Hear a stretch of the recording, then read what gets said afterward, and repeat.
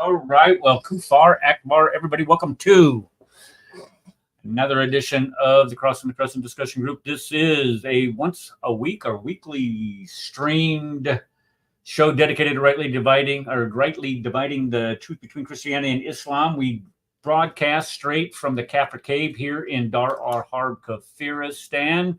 Every, are you ready for this? Every Monday afternoon at 5 p.m. Central Standard Time. It used to be Sunday afternoon, but this is our first go around at a Monday afternoon, and we'll see how it goes around. Welcome. I appreciate everybody on the panel coming today on time on the new day without having to be reminded. I'd like to see a couple more people in chat, but that's okay. They'll eventually get here. So first off, I want to start off with this little ditty here. Let's do this. Okay. I've been told several times that I need to do a better job of promoting the show. Nobody promotes your show better than the show the show host. The host is supposed to promote the show. So if you could kindly go ahead and like the show. If there's a like button, there isn't a like. Is there a like button on YouTube to like the show? You get a thumbs up. That's right. You get a thumbs up. Make sure that you share it, comment, get it in the algorithm. And if you have not already, make sure that you subscribe and encourage other people to subscribe to the channel. We are at 850 or so subscribers, which is just phenomenal as far as I'm concerned, because Wait, but Eric, weren't they going to take the show down? Weren't they going to end it? Weren't they going to get you fired? Weren't they going to do all these horrible things to you? They're going to send in the extremists and assassinate your family and all this kind of wonderful stuff they were going to do to you? What happened? I don't know. We're still here. It's kind of amazing. Kind of amazing the journey we've been on.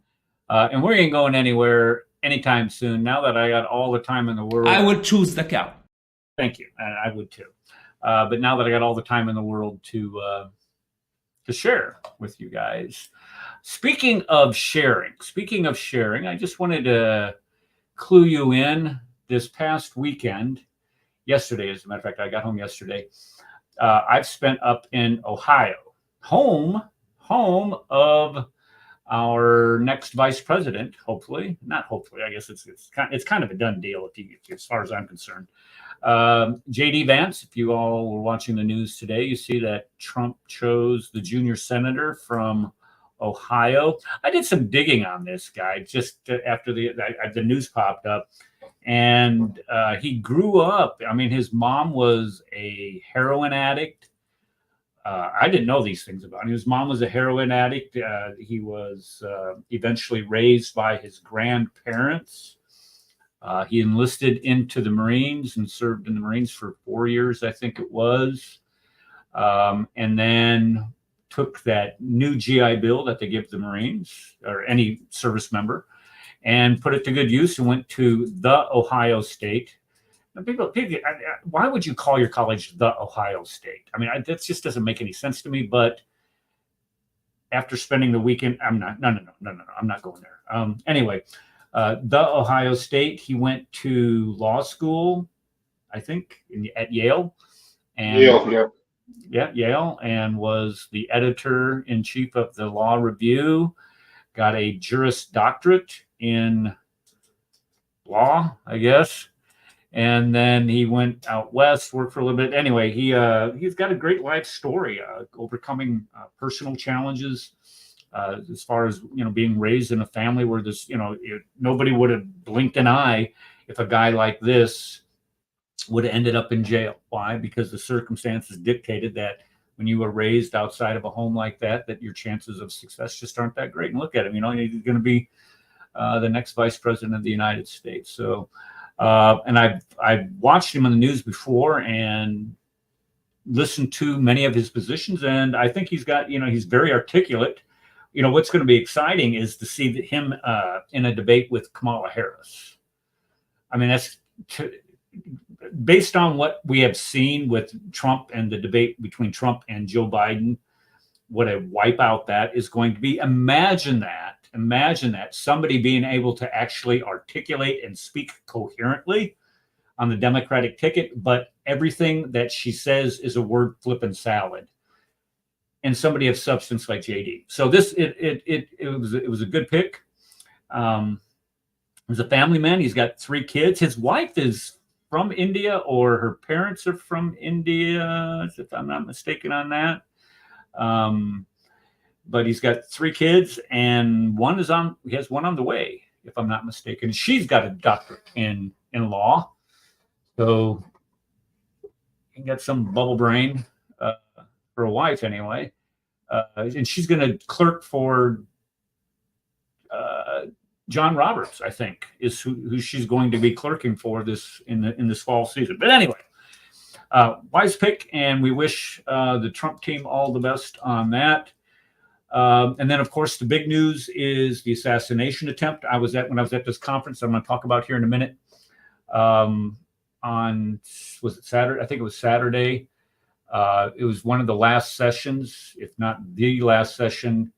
One of the people in the audience got up and went up. They were having a panel, and he acted like he was going to ask a question, and then he said that Trump had been shot, and we're like, what the? And everybody pulls up their phone, starts looking.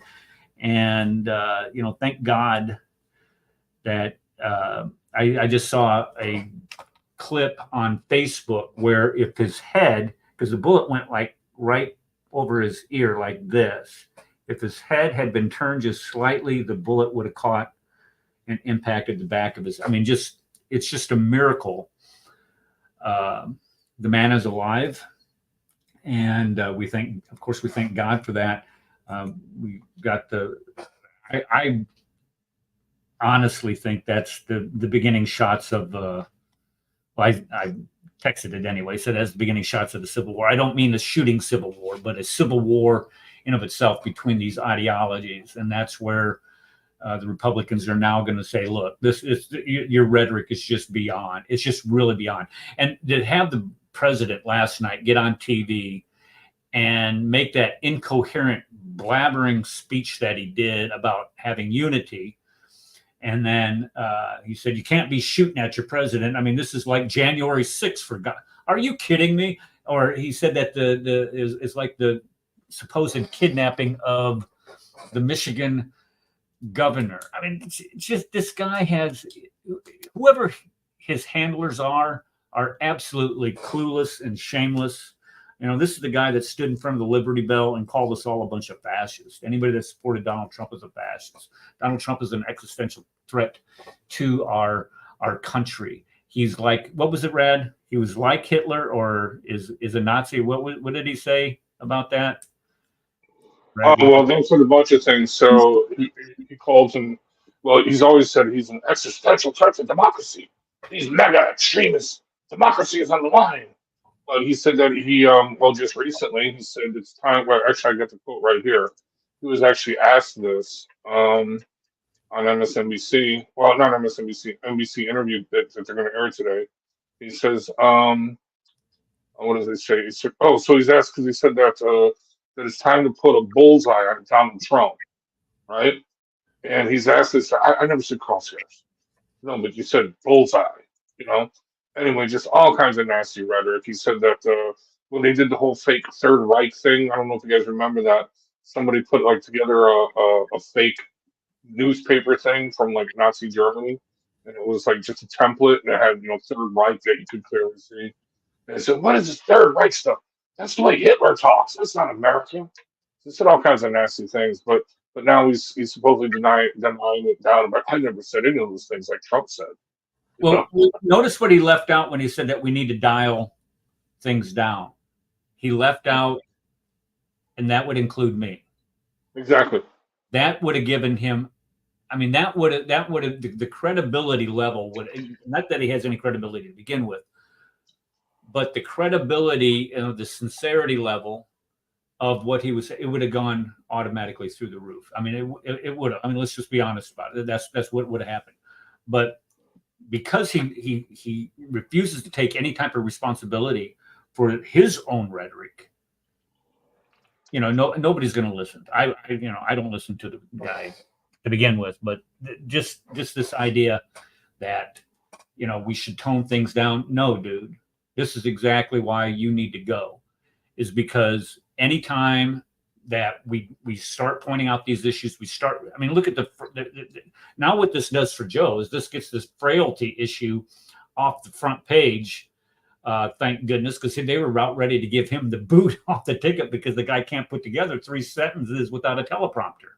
And he proved that in the debate. And so it's got everybody's eyes off of that, at least until the Democratic convention next month. So again, that's the funny thing. So no, the Democrat Civil War has ended. They're all in. They're riding with Biden now, because all those that were going to be put up to run against Trump have figured out that this is a no-win situation. So why spend the money and embarrass ourselves? Because whoever they put up against them is totally going to lose. But I want to just play this clip because this still gives me goosebumps, man. When I watch that, hold on, let me find it here. Share screen. There we go. This is it, right here. okay.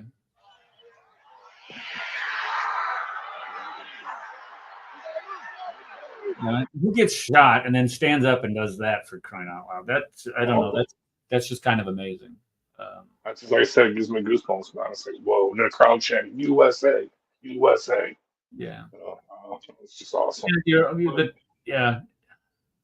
Some poor guy died, man, protecting his daughter. What's that now?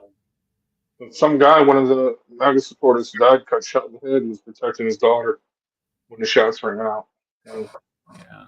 If you watch that, there's a guy that's behind the podium, or the guy that's behind him, and he's standing there. He's got this Gilligan's Island hat on. Right, yeah. Green, and he's looking back and forth. He's like, Jesus, he reads his lips, and he's that guy needs to be in the Secret Service because he looks like he had more going on than the Secret. And also with the Secret Service thing, a lot's been said about their response time or lack thereof, knowing that this guy was low crawling on this roof. And I read an article yesterday or today, I can't remember which one, where the rules of engagement prohibit the Secret Service snipers from engaging in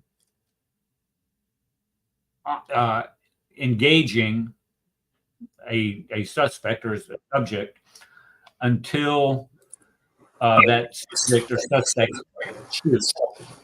So I know the Secret Service got a lot of criticism because they didn't shoot away, which I think consent should have dictated that, but but I'm not, I'm not part of the person who writes the SOP for the Secret Service, or how they, people with much more experience and intelligence and um, knowledge on this knows much better than I. But I would think that somebody crawling on a roof with a rifle and facing the president would be more than enough. But the answer is okay, what if the guy just had a telescope and you didn't see it right, or so I get it either way. But the fact is that he got, what was it, 8? I think they said he got 8 rounds off, and it's just a miracle that not more people were killed or seriously wounded. Our prayers go out for that. Corey was the man's name. He died covering his wife and children. And there was 2 other people that were critically wounded. And it just breaks your heart that people do these kind of things. But the question is after 8 years, what do you expect? Seriously, what do you expect people to do or think when that's all people talk about is killing Donald Trump? You have what's her nuts holding a severed head up. You have skits on Saturday Night Live, or whatever it was, killing him. People talking about, beating him up or punching him, or in fact, shooting him. What do you expect people to do when you use that type of rhetoric? And so this, unfortunately, this is how divided our country has gotten, and it's gotten to the point where something like this happens. So let's. This actually takes me back to when Reagan was shot too. Yeah, and that was over 40 years ago. Yeah, I remember that. That I was in high school when that happened. We were in school, and the principal came on. The president has been shot. He's alive, as far as we know, but he has been. I remember that, and you're always going to remember where you were when you learned of things of that. But if you remember what happened to Reagan, they just all jumped on him and threw him in the car. The car was right there, so it was kind of a no-brainer. And they didn't realize that he was shot until after they got him in the car and they were getting down the road. If I remember right on that. With this one, they could tell the severity of the wound. They didn't know, and Trump didn't even know what the severity of the wound was when this happened. So let's just hope and pray that things work out.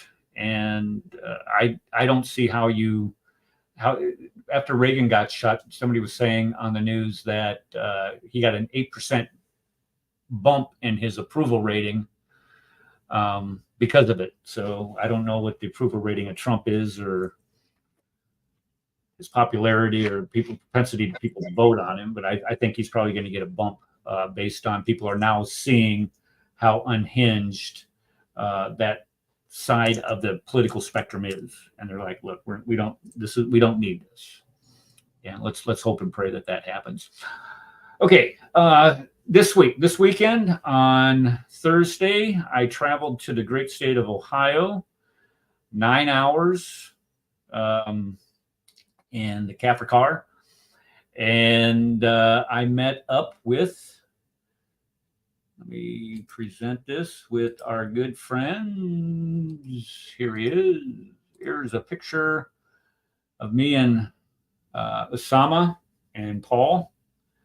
I just walked into this church that it was at. The first night was in Youngstown, Ohio, and there was actually a couple Muslims that had come to the meeting, and Hatun, she let them have it when she got up there. But I got to finally meet Paul. It's the first time I met Paul, and it's the first time meeting Osama.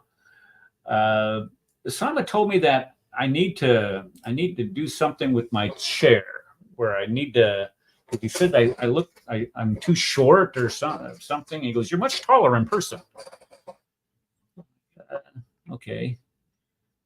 But anyway, it was great finally able to meet Paul. Also, I'll come back to that.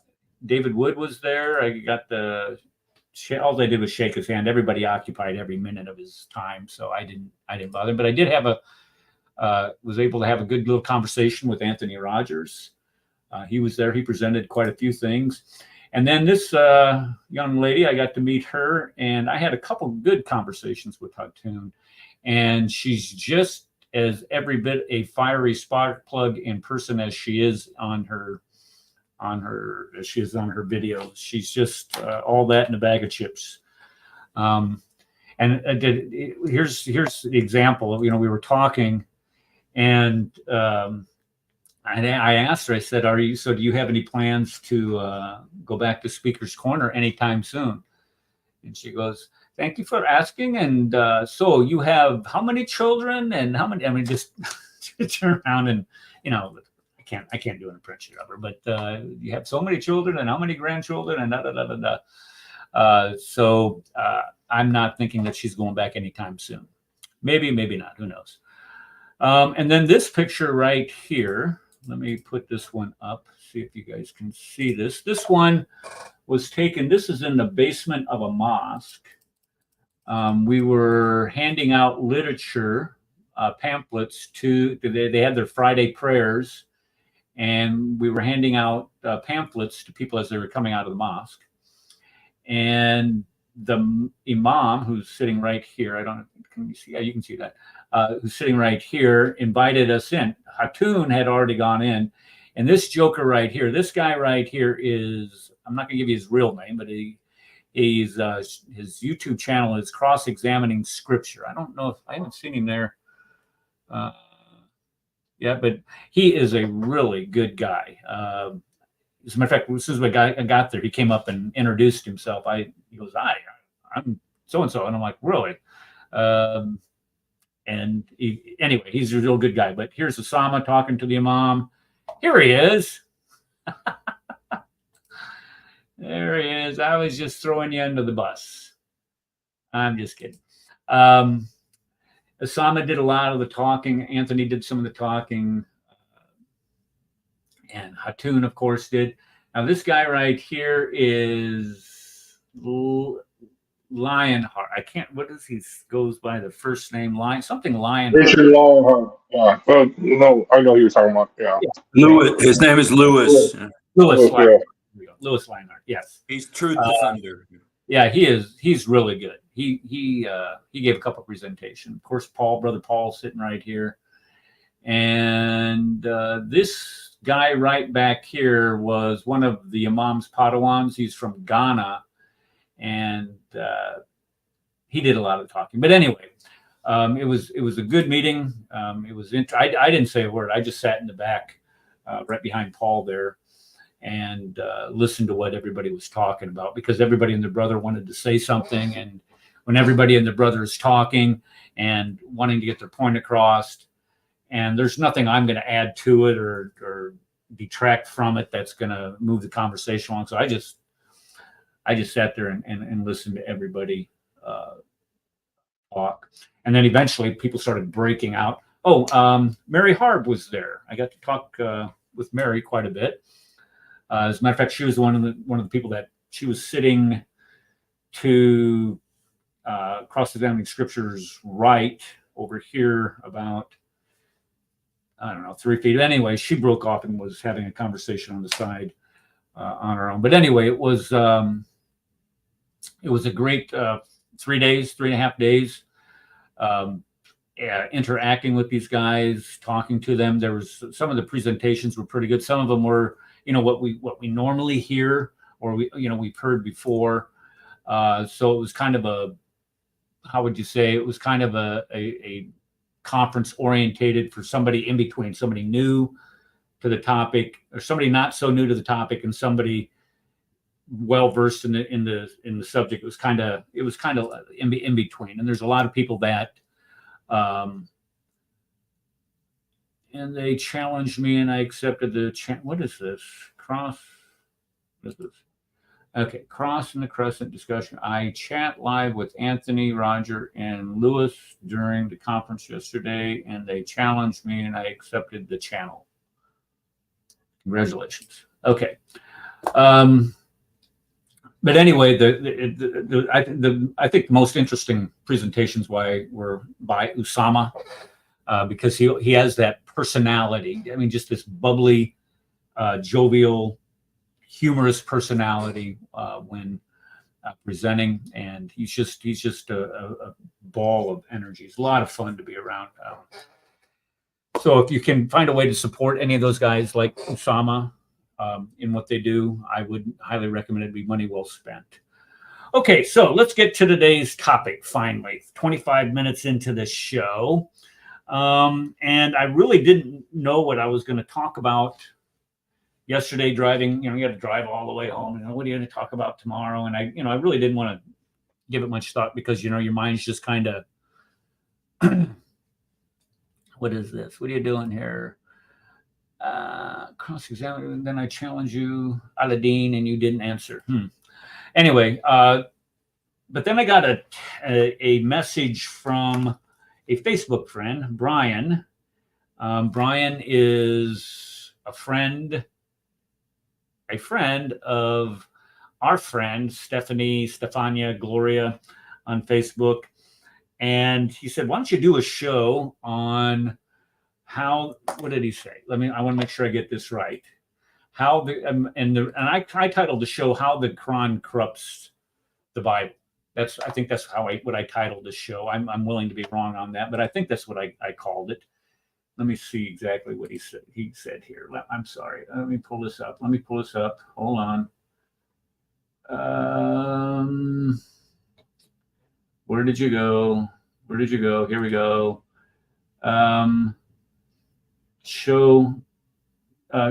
You need to show her the Bible is not corrupted. Okay, so I purposely titled the show. I think, can somebody tell me what the title of the show is? I'm fairly certain is How the Quran Corrupts the Bible. If I'm wrong on that, please let me know. But I'm fairly certain that's what I titled the show. That's what you titled it. Okay, thank you. How the Quran Corrupts the Bible. And the reason why I titled the show that is because that when I finally get to writing this book, and I'm going to tell you, this book that I'm writing, a lot of it is right here in these note cards, because I carry a pack of note cards with me wherever I go. And if I have an idea, I write it down, or if I read something that I think that would go well in the book, I write it down. And I have, I don't know, maybe 25 pages written so far, 30 pages, I don't know, but not a lot, because I haven't really had the time to sit down and get after it yet. But the title of the book is going to be How the Quran Corrupts the Bible. And the reason why I'm going after this idea, how the Quran corrupts the Bible, is because Muslims will say, well, the Bible is corrupted. Okay, fine. Why do you say that the Bible is corrupted? And when you cut through all the bluster and you start talking about, well, there's so many contradictions in it, which there's not. There's so many errors in it, which there's not. There's so many all these excuses, they come up with, but the motivation behind it is because the Quran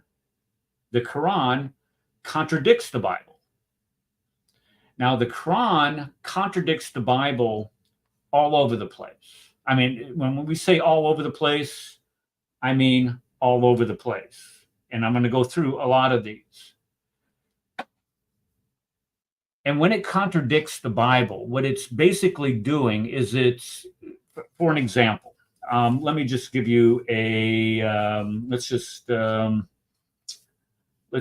go, there was one in here where you have,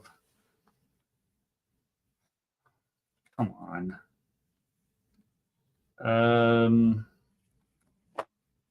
I just had it on the tip of my tongue and I forgot what it was. Here we go. Moses being drawn from the Nile River. When Moses is drawn from the Nile River, according to the book of Exodus, can somebody in chat tell me, according to the book of Exodus, who draws Moses from the Nile River? Or somebody that's on the panel. Who draws Moses from the Nile River? The daughter, the Pharaoh. The daughter of Pharaoh. Very good. Yes, the daughter of Pharaoh draws Moses from the Nile River. In the Quran, the person who draws Moses from the Nile River is the wife of the Pharaoh. So here's a choice somebody has to make. Now, this isn't based on history because there's really no historical record outside of the Bible or any type of theological literature that tells us who drew Moses from the Nile River. There isn't any. So when the Quran says that it wasn't the daughter of Pharaoh and it was the wife of the Pharaoh, the excuse is, well, it's correcting the Bible. Okay, if it's correcting the Bible, an error that was made in the Bible, or if it's, I mean, for what end, for what purpose is that, number one? But number two, it isn't just in the book of Exodus that says that the daughter of Pharaoh drew Moses from the Nile. I believe it also says in the book of Hebrews that it was the daughter of the Pharaoh. So when we talk about how the Quran corrupts the Bible, the Quran, without providing any evidence for its suppositions, is now trying to change what the Bible says, and in its own nefarious way, it is corrupting sacred scripture without having any type of authority behind it. So the question is what would make the Quran authoritative? Well, it would it would be authoritative if it produced, for in the Bible, we have all kinds of prophecies.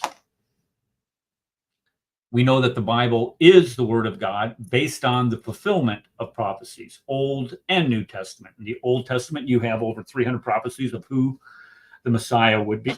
Who the Messiah would be. My printer's going off. My wife needs to print something. Who the Messiah would be. Very explicit descriptions of what he would do. And then in the New Testament, you also have Jesus prophesying of the destruction of the Jewish temple and other prophecies that have been fulfilled. In the Quran, you don't have any prophecies. You don't have anything that clearly demonstrates to us that it is of a miraculous or divine origin. But what we do have in the Quran is a butt-ton of errors. And we did a show on this a couple months ago, if memory serves me correctly. Okay, it was the Book of Acts. Thank you, Steve. I was thinking, I don't know why I was thinking the Book of Hebrews, but yeah, it was the Book of Acts. But anyway, somebody saying something? Did somebody want to say something? Stephen's speech. There we go. Yep, Stephen's speech. Yep, to the Pharisees, those who were going to stone him. Yep. What was I going to do here? We did a show a couple months ago on the errors in the Quran, preserving the message, historical errors. Here we go.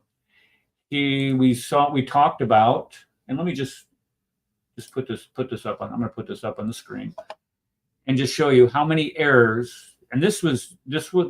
I made short work of this. I didn't put a lot of effort into this. What are you doing, Catherine? Would you do this? Present, share screen, for Pete's sake, get your act together. There we go. When it talks about Ezra, let me see here. Ezra, he says that the Ezra was the son of God.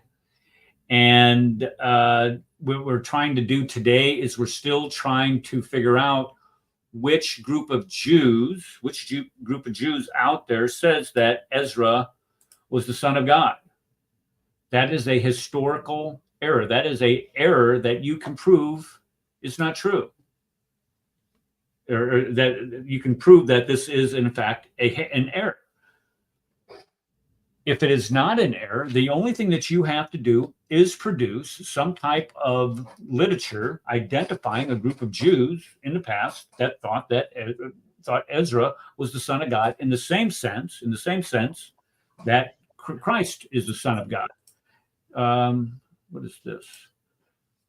Let me put this back up here and show you, because if you look here, right here, it says Ezra, the Jews call Ezra the Son of God, Allah, and the Christians call Christ the Son of God. So in the same sense in which the Christians are calling Jesus the Son of God, the Jews also call Ezra the Son of God.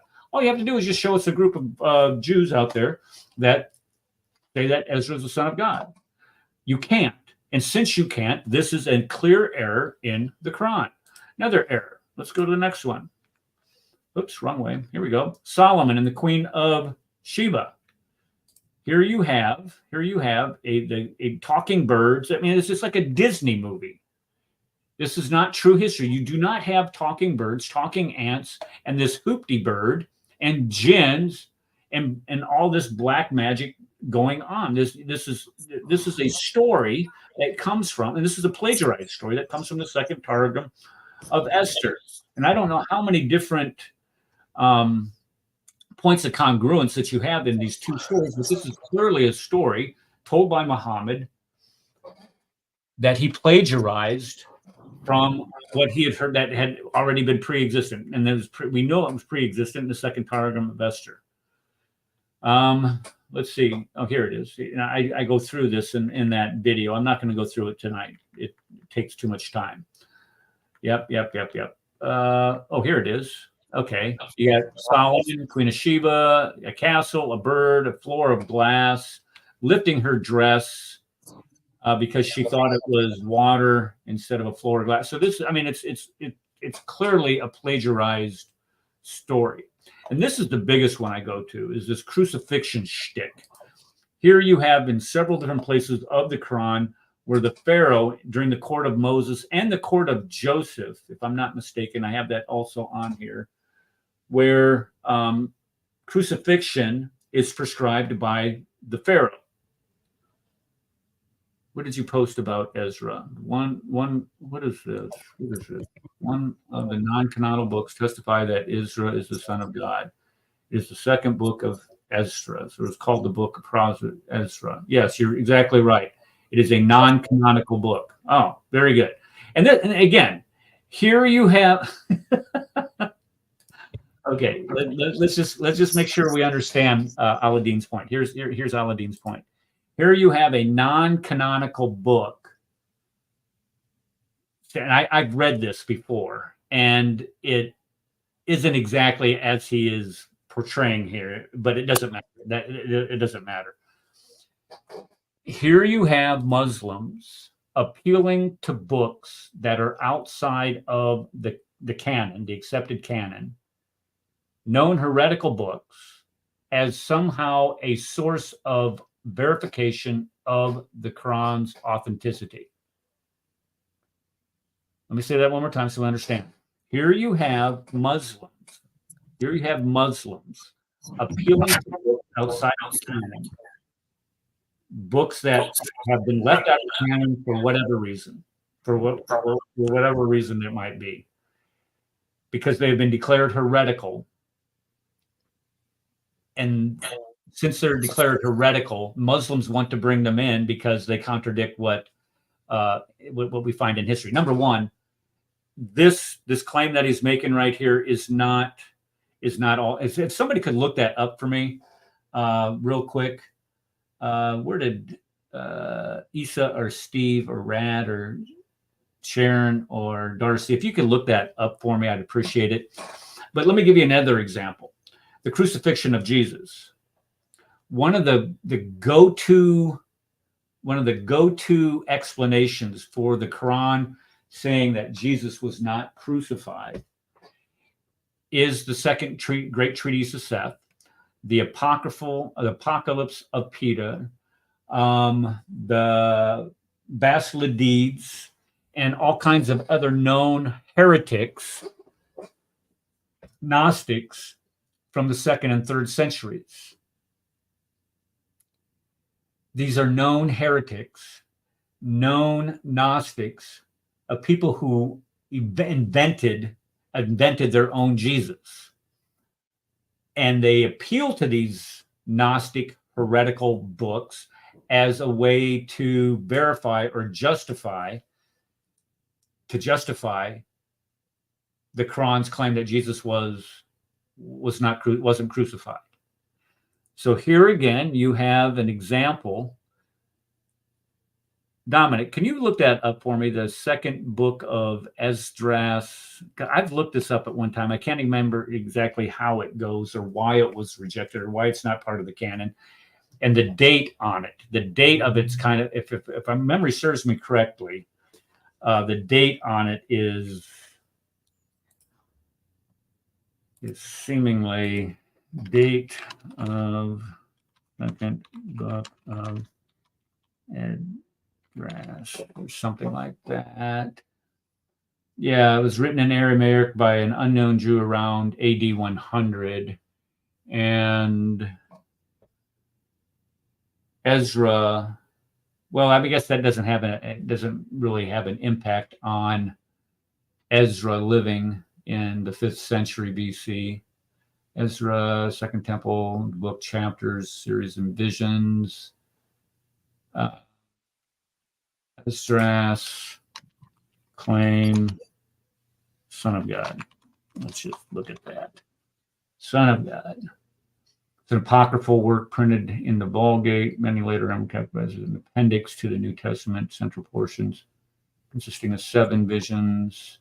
It's written in Aramaic by an unknown Jew. So it's written by somebody that we don't know. Okay. The book was written after the destruction of the Second Temple and is not part of the Hebrew Bible or Greek Septuagint. In ancient times, it was only known in Latin and Syriac. Okay, maybe, is anybody posting it? The probable date compiles. Okay, the Bible is banned. Let's see here. Can I give you a source for the second book of Ezra? Let me find that. Catholic and now Ezra's appointed judges. Okay. Anyway. You know what, Eric, too? There's one thing about that, it really isn't Ezra, because in Arabic, the name Ezra, there is a book of Ezra in Arabic, and it's Azra.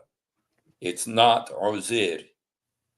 And so Uzair is really, they've tried to figure out who is this Uzair.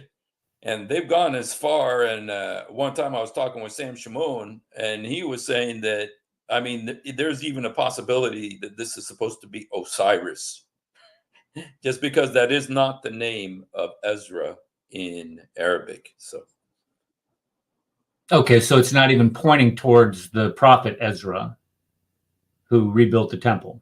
Am I right on that? Is that what you're saying? Well, it's not his name in Arabic. Of course, Muhammad always gets names wrong. Okay, but there is a name for Ezra in Arabic. It's Azra. There's a book of Ezra in Arabic, and it's not Uzair. Yes, Muhammad always gets names wrong, so you could just maybe give him that. But there's also a possibility that this means, I've heard it gone so far as to say it was Osiris because, the Jews lived in Egypt where they do worship Osiris as a god. So. Okay. So we don't even know if it's the right one. Okay. Aladdin, he came up on the screen and then he popped off. I don't know. He put the post and the link in the box. Let's people. Now I call a new father as here he is. Okay. As witness, so you may bring forth confusion. Woe, Assyria, thus says the Lord to Ezra, tell my people that I will give them the kingdom of Jerusalem. Moreover, I will take back their glory. I will give. You guys can't see this. You see, I'm sorry, I just came to post you the source in private chat so everybody can read it. It's actually from BibleGateway.com. The book of Ezra is from BibleGateway.com. So you can open it and you can read it. And if you go to paragraph, second paragraph, it talks about. Aladdin, I'm pulling it up right now. So everybody, what verse are you talking about? This is what you cited. So what verse are you talking about? Let me I will read it for you.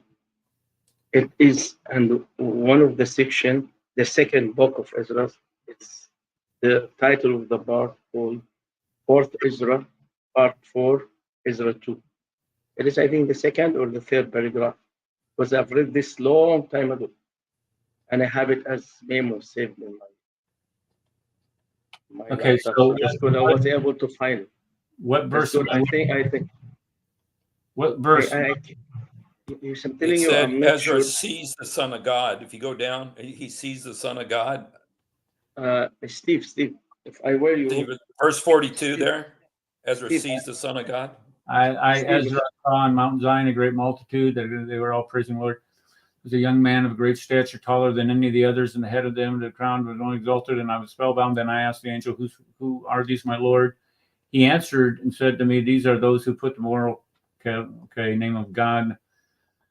Then I saw the angel, who is that young man who's placing they're not calling, he is the Son of God. He answered and said to me, he is the Son of God. He's not calling Ezra the Son of God. Am I okay? So can you tell me which verse from what you cited here? That maybe I'm looking at the wrong verse. I'm willing to be wrong on this, but I want to make sure that you give me the right verse. Because of the age, be ready for the rewards of the kingdom, and flame from the shadow. Maybe this is not the right chapter. Maybe you are in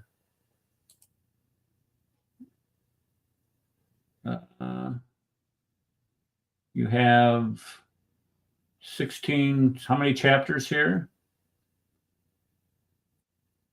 Can you tell me, Aladdin, are you still there? Is he still here? Did he leave? Where did he go? Dude. Okay. All right. No, he's having connectivity problems. Okay, that's cool. Just tell me what chapter and verse of this book can I find your citation? Yeah, I agree. He came on the stage. I like that. You can come on the stage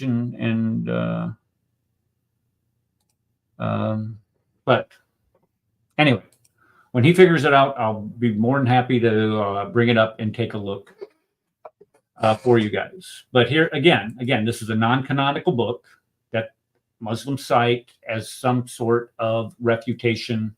Well, I guess this would be. I guess it wouldn't be a refutation of a Christian claim, because Christians do not claim that Ezra is the Son of God. But this would be some type of support for the claim that Jews called Jesus or called Ezra the Son of God. So if there's a claim in here, there might be some basis to it. But then again, you go back to what Steve had just said. They don't even have the right. They don't have the right. It's just like they don't have the right Jesus, for crying out loud. I mean, how can you get any dumber than that? But anyway. Hey, he didn't go to school. He didn't know how to read or write, so don't be too rough on him. Who, Muhammad? Yeah. Yeah, I don't know. Anybody that claims to be a prophet and then does the things that he does, I'm gonna be very critical. Well, this is the funny thing for me. It's always when Muslims claim, how can you know all these scientific miracles? And now there's no scientific miracles. They say he was illiterate, he couldn't read or write. It's like, so let me get this straight.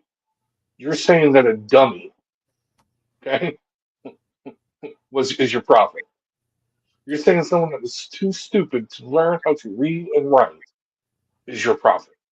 You're saying that someone who is too stupid to learn how to read and write is the perfect example to mankind, but yet you learn to read and write. So you're better than your own prophet. You see? I mean, this is Okay, ridiculous. I'm gonna disagree with you, Rad. Is that okay? Can I disagree with you on air? All right, just one time only, one time only. Okay. All right. So I have your permission. I believe, because the Quran says the unlettered prophet, and that can mean a lot of things. That can mean that he was illiterate. He could not learn. He did not know how to read. He did not know how to write. But it also can mean other things. I am convinced by the evidence and using common sense We have to speak filthy, therefore I don't join you. What the heck is this? Come on. What is this? We didn't say anything. Why they have nobody's being filthy with you. What is this? You're not following Sharia law. We're forbidden to talk about it. Come on. Okay, all I'm doing, Aladdin, all I'm doing here is I'm just asking you which chapter and verse of Idris, second Idris, can I find this claim? Oh my goodness. Assaulted Muhammad. Muhammad's not a prophet. I mean, come on. I think it's because we said that he couldn't read or write, even though that is the common belief. But I'll agree with Alaeddin. I think he did know how to read and write because he did sign a treaty, and also before he died, he asked for a paper and pen because he wanted to write something that Omar bin Khattab would not give him. So, yeah, and that's part of that's part of the reasons why. And plus, if he was a caravan trader, he would have to know how to keep invoices, provide receipts. You have to know these things. So if he was in fact a real person, and if in fact he was a caravan trader, and if in fact he did all these, then he would have had to read and write. The support that Muslims have is that they call him the unlettered prophet. Okay, if he is in fact, and that can mean illiterate. This is true, but it also can mean some other things. So I don't. Either way, it's what Muslims believe. They believe that their greatest example to mankind was someone who was too stupid to learn how to read and write, when everybody else around him could read and write. Right. But he couldn't learn how to read and write. Well, I don't know. Illiteracy was pretty prolific in Arabia. I mean, it was. I mean, and just for the simple fact that there wasn't a lot of writing things to read from. I mean, it wasn't like you had a newspaper. There wasn't a lot of things laying around to read, so you didn't really have. But other people around him in his circle knew how to read and write. They had, you know what I'm saying? So they could have taught him. He had scribes that would write things down, and he would change the Quran. But either way, the point is, this is the most moral example to mankind, right? If you follow him correctly into the bathroom, you go to hell. Okay? If you poo and pee the Islamic way, the Muhammad way, you go to hell, right? Okay? But here they sit there and say, well, but reading is a virtue, reading is a noble thing.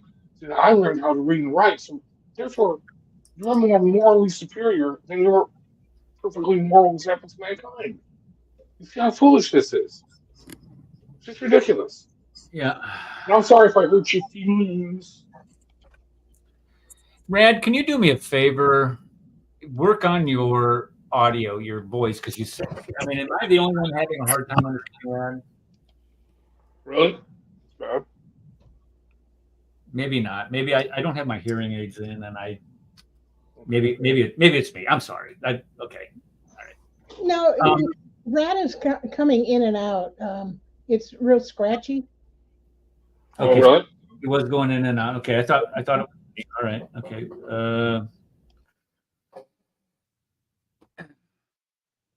I mean, Rad's a tech guy too. He can analyze and fix things quickly.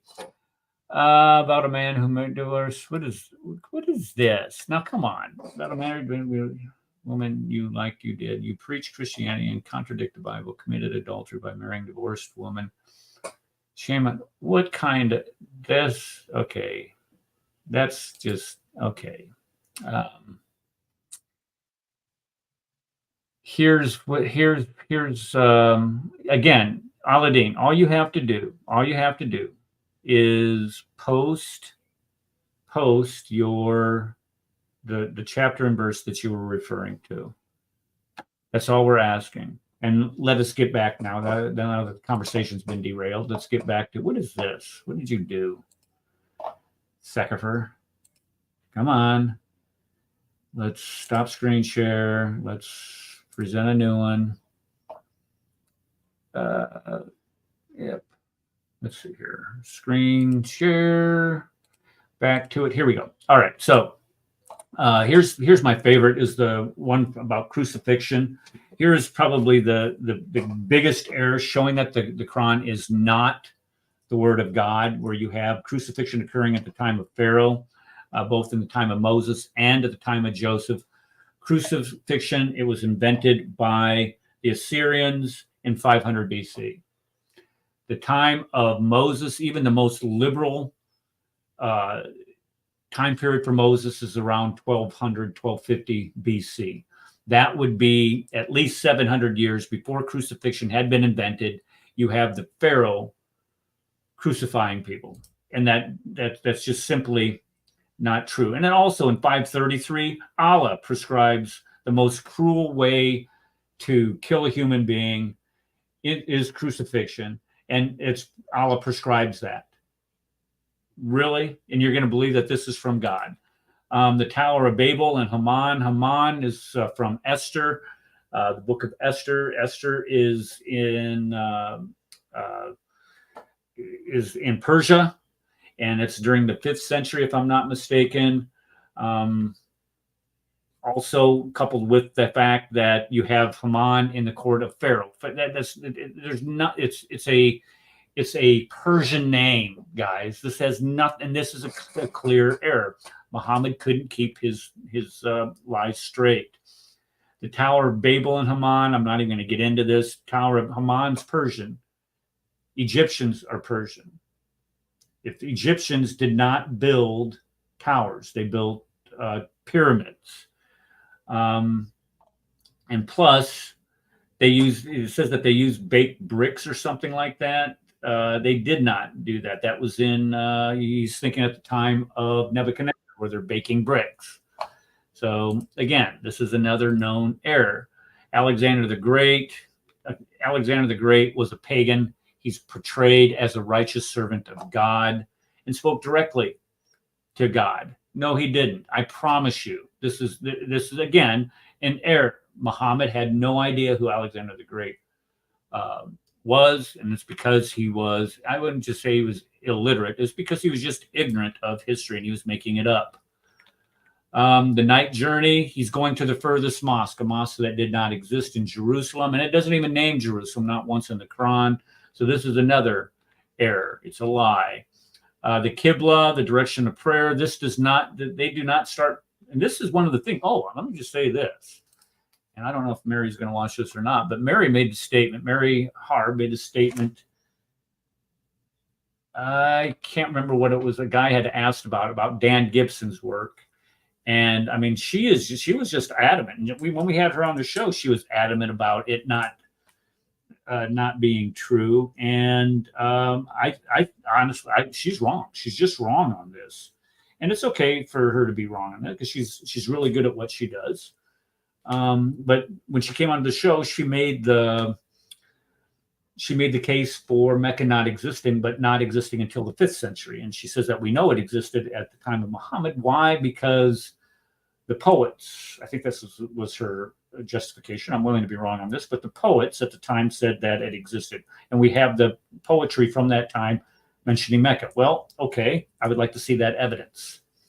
And also on top of that, with the Qiblas, she's saying that they did not, because Muslims believed in a flat earth, so therefore you could not accurately determine the direction in which to travel, which is completely untrue. If you're going to live in the Arabian Peninsula and it's vast shifting sand, you had better know how to navigate by the stars. You had better know how to determine the direction to follow. If you cannot, then you're going to die. It's kind of the law of natural selection, I guess. And plus, some of those Qibla directions are facing the opposite direction, clearly the wrong direction. Whether they're facing Petra or not is irrelevant. They're not facing Mecca. And in this case, the Qiblas are not facing Mecca at all. They're facing all kinds of other directions. And we've gone through this. And again, this is irrefutable archaeological evidence. I'm not going to spend a lot of time on this. The Qibla. David's mail. Here you have chain mail. Chain mail was not invented until the 4th century BC. This is 700 years off. David lived about 1000 BC. Chainmail was not invented until the Celts on a completely different continent invented it sometime after. The golden calf, the Samaritan at Mount Sinai. Samaritans would not be a people group for 700 years. And then it gets marriage or the lineage of Mary all messed up. Mary was not the sister of Aaron, or Muhammad. That's not Muhammad, Moses. So when we look at the Quran as an authoritative criterion from which to judge the Bible, you have all kinds of problems. So to use that to say that the Bible is corrupted and say that the Quran comes to correct it is erroneous thinking. And I have all kinds of examples here. Did anybody have anything they wanted to add to this? I see a lot of, what is this, Dominic? Isn't it a plagiarized Zoroastrian story and the 99 is a plagiarized from, I don't know. I don't know. John Isaac is actually showing an article to show us where the furthest mosque was, and it's in Saudi Arabia. It's nowhere near Jerusalem. That's why Islam has nothing concrete to stand on. You know, historically, there's nothing.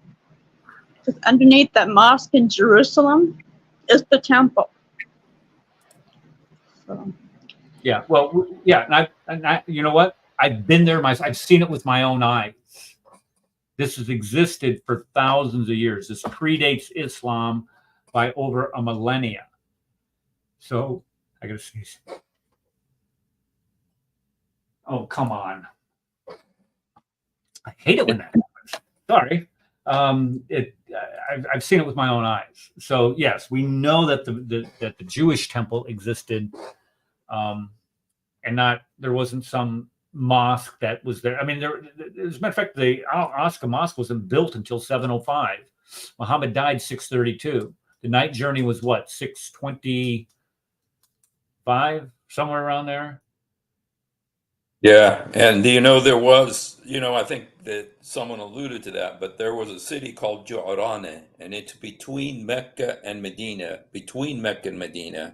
and they had two mosques in the city. One is called the Lower Mosque because it was on a lower plateau, and they had the farther mosque, which is called Al-Aqsa, in that city between, and Muhammad used to go there all the time.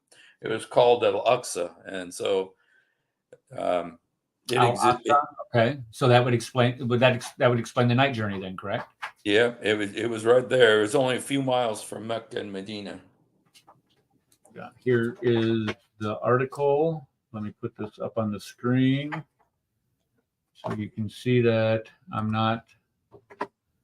Let's see here. I'm not completely full of it. Here we are. What's Dominic's comment still doing up there? Sorry. Okay, so it's located in an area called, this is exactly what you were talking about, Steve. Am I correct? Yeah, I'm not 100% sure if this is what this guy's saying. Oh, yeah, Jordan. That's right. Yes, absolutely. And this is in a lot of books, you guys. There's sheikhs from Al-Azhar University that say this. They know this is not, Al-Aqsa is not it. But there is no way under the heavens that that Muslims are ever going to accept this, because they need to have Jerusalem.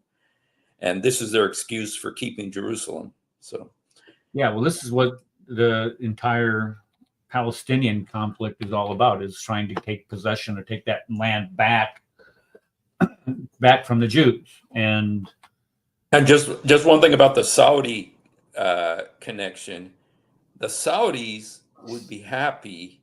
There's lots of people in Saudi who would be happy to say, you know what, Jerusalem doesn't mean anything to us. Everybody should just spend their tourism dollars on Saudi Arabia instead. And I'm serious. This is there's government people who are saying this. We don't need Jerusalem anymore. Right. The holy places are in Saudi. Yeah, and with the building projects in Mecca too. Here's what they have to do, though. If they're going to make this claim, and this, for me, and most thinking people, this is the most obvious cover-up in world history, where Mecca is supposed to be a city that existed since the time of Abraham, for Pete's sake. According to the Quran, they even say that it's where Adam and Eve were cast down from heaven. Another contradiction, oh, by the way, because Adam and Eve were, according to the Quran, were in heaven until they sinned. And when they sinned in heaven, God cast them down to the earth. Whereas in the Bible, again, here you have the Quran making the error, not getting it right, trying to change what the Bible says. So which one are you going to go with? Are you going to go with this guy that comes after where we got the Bible and we have all these traditions developed? Or are you going to go with the one that has where the traditions developed? And I can't remember. I just lost. I knew just as soon as I went down that road, I was going to lose my train of thought. What were we talking about? Can I jump in here real quick? That thrown out of heaven is actually the most beautiful angel when he became arrogant, and God threw him out. This is when Lucifer But was. the Quran is trying to say it's Adam and Eve who were thrown out of heaven. Yeah. So that's another mistake. And there's another connection with that. There's some people who believe that when Satan fell, he fell on the Himalayas, and that's why there's all those demonic religions over there. And you know what? They say that when Eve was sent down, she was sent down to it wasn't Bangladesh. It was one of those Sri Lanka or someplace over there.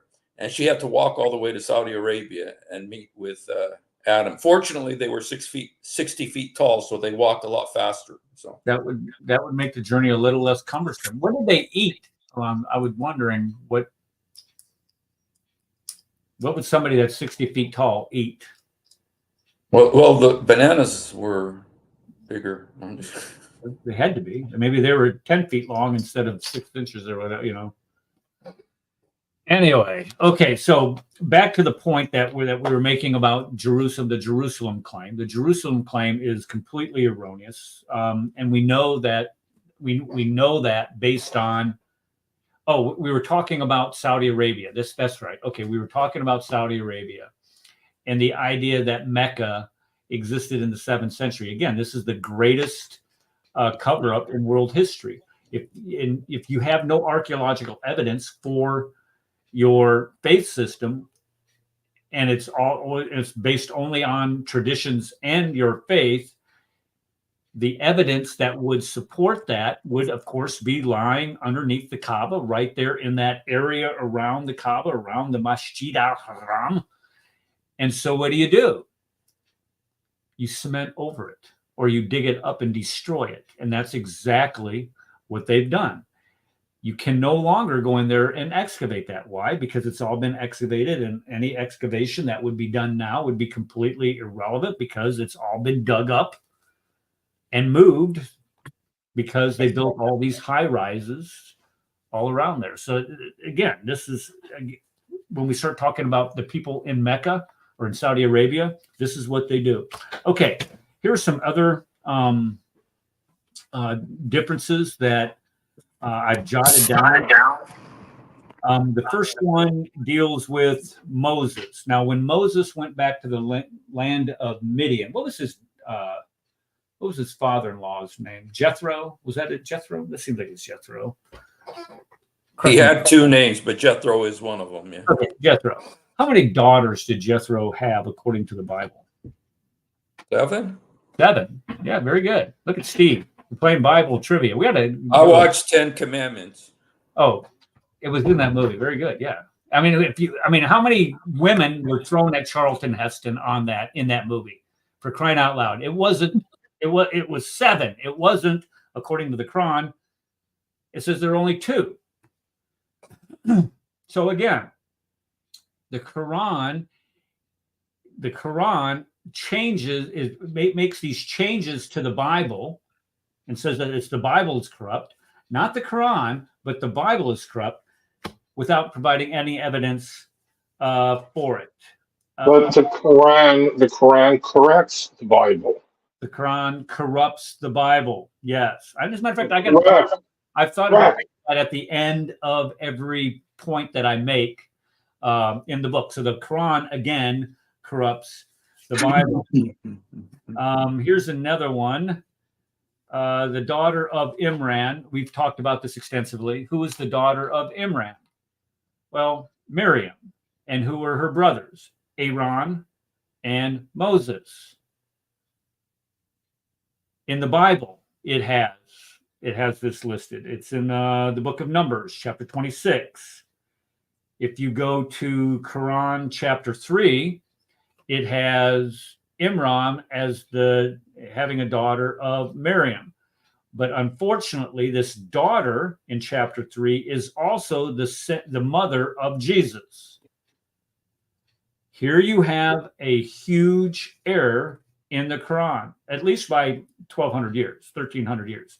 Now, if Miriam or Mary was 1,300 years old and had a child and was a virgin at that age, well, I don't even want to go there. That's just sick thinking about it. But again, here you have the Quran making a blatant error, correcting or changing what the Bible clearly teaches and saying that it is the Bible that has been corrupted, when in fact the Quran is in error. Let's see here. Here is something that David Wood did when we were at the conference. He provides every single instance in which the Quran mentions the Gospels. Now, when we think about what the Quran has to say about the Gospels, what do Muslims believe today? They believe that, well, the Gospels have been corrupted. Okay, well, what does the Quran have to say about that? And so he provides these verses. Now, this is a Quran that was given to everybody when we went to the mosque. They all gave us a Quran. And this is the clear Quran. I don't know how clear it is, but Okay, wait. Can you hear me? Can you hear me? Yep. Go ahead. Okay. The clear Quran, that's the one that our mom from Texas likes to quote. That is a Quran written for people with a 4th grade reading level. Say that one more time. It's geared towards people with a 4th grade reading level. Is that what it's written for a 4th grade reading level. Really? Yes. Well, no wonder why it's so clear. Exactly. Okay, well, let's see how clear this is. Chapter 3. Come from the muddy spring. What about a muddy spring? That Quran, if it's so clear, it comes from the muddy spring. It's right where the sun sets. You're right. I think that's where they got it. Is they went to where Alexander saw the sun setting in that muddy spring. But here's what it says about the Gospels. He has revealed to you, O prophet, the book in truth, confirming what came before it. Okay, so this is the book of truth. And then what came before it? The Gospels, the New Testament, and the Old Testament. It came before it, as he revealed that, and it says right here, the Torah and the Gospel. So it even says the Torah and the Gospel. Does that say that they're corrupted? No, he says that Allah revealed these. Verse 4. Previously, as a guide for people, and also revealed the decisive authority. I don't even know what that means. That has a footnote. The one distinguishing between right and wrong is one of the names of the Quran. Okay. Also revealed the disciples. Surely those who reject God's revelations will suffer a severe torment. So if you're telling us that the previously revealed scripture are as a guide for people, how can they be corrupt if they're a guide for people? How can a corrupt book be a guide for people? So is this saying that the Bible is corrupt? No. Let's go to the next verse that deals with the gospel.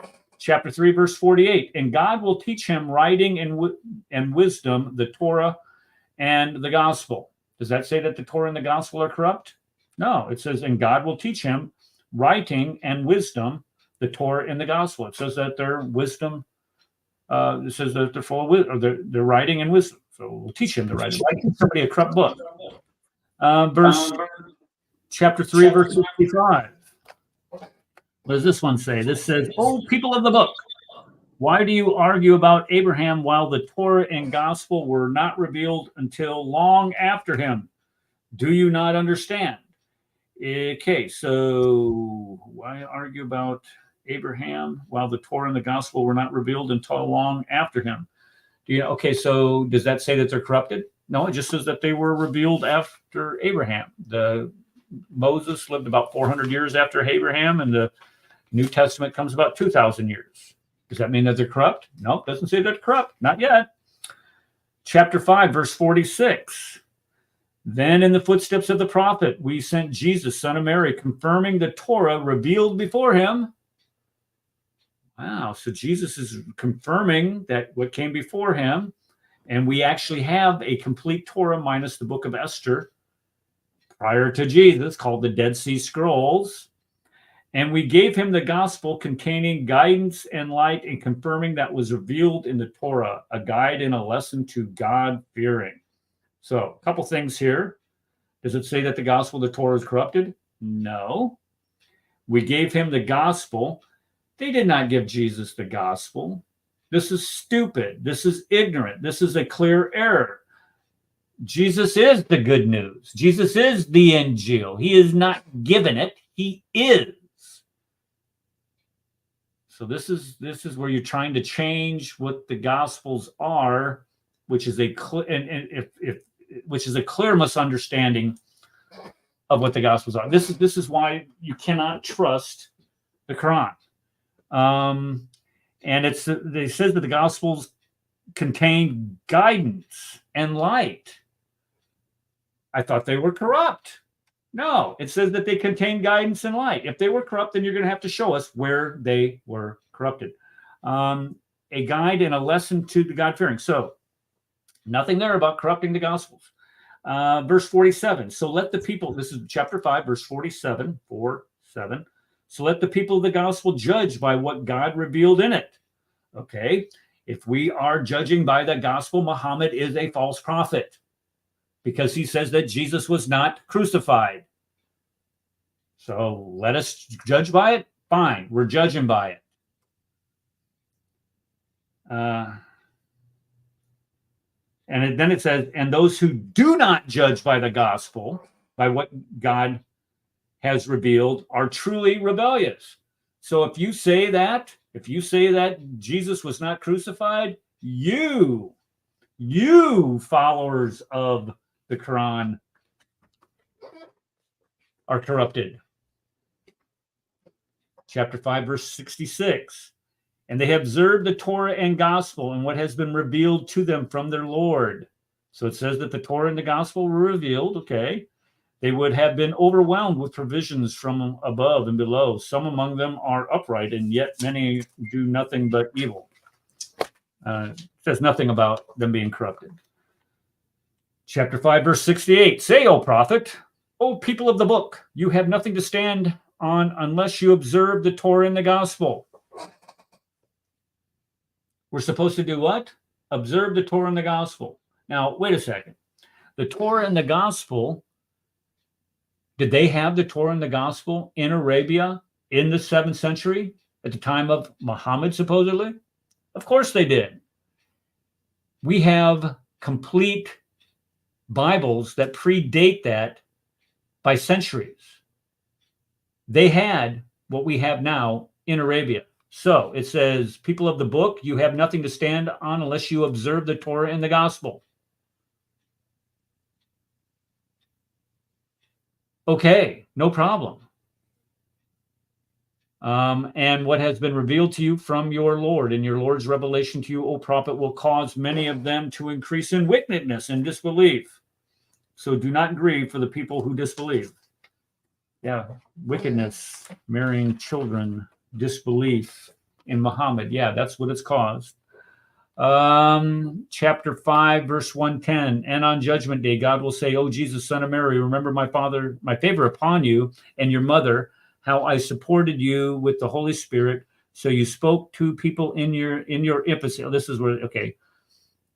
So you spoke to people in your infancy and adulthood, how I taught you writing wisdom, the Torah and the gospel, how you molded a bird from clay by my will and breathed it. Okay, so here you have this story of Jesus speaking from the cradle, which is from a known Gnostic writing, and him making birds out of clay, which is from, and breathing life into them, which is from a known Gnostic gospel. Say gospel, yeah. The infancy gospel of Thomas, if I'm not mistaken. They just found one. They just found one. I don't know if you saw that, but it was in the New York Times. They actually found part of it, and it was predates the Quran by like 200 years. The infancy gospel, to show that existed back then, and it was widespread. Yeah. So so we know where the Quran came from. It came from a Gnostic source or a bunch of rabbis. What is it he's saying now? Cross and the crescent. I'm really laughing how you twist the Quran according to David Wood. Okay, to suit your needs. Don't slave your brain to ignorant as. All I'm doing is reading your Quran, dude. That's all I'm doing. All of the instances where the gospel is mentioned in your Quran, I'm just reading them. You have to remember he doesn't know his Quran, even though he claims he does. Okay, so again, Aladdin, where number one, where's this thing from Idris? I'm still waiting on that. But number two, where in the Quran does it say that the Gospels and the Torah have been corrupted? Where does it say this? We're looking for it. Every time it mentions the Gospel, we're reading the verse. Chapter 7, 157, we're all familiar with this one. They are the ones who follow the messenger, the unlettered prophet. Oh, here it is. Whose description they find in their Torah and their gospel. So we find the unlettered prophet in a corrupted book. Is that what you're saying?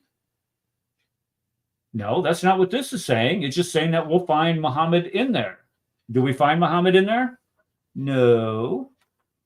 As a matter of fact, that's one of the things that I want to bring up. Go ahead, Jim. I just want to say it, and it doesn't say that we're going to find Muhammad. We're going to find Ahmed.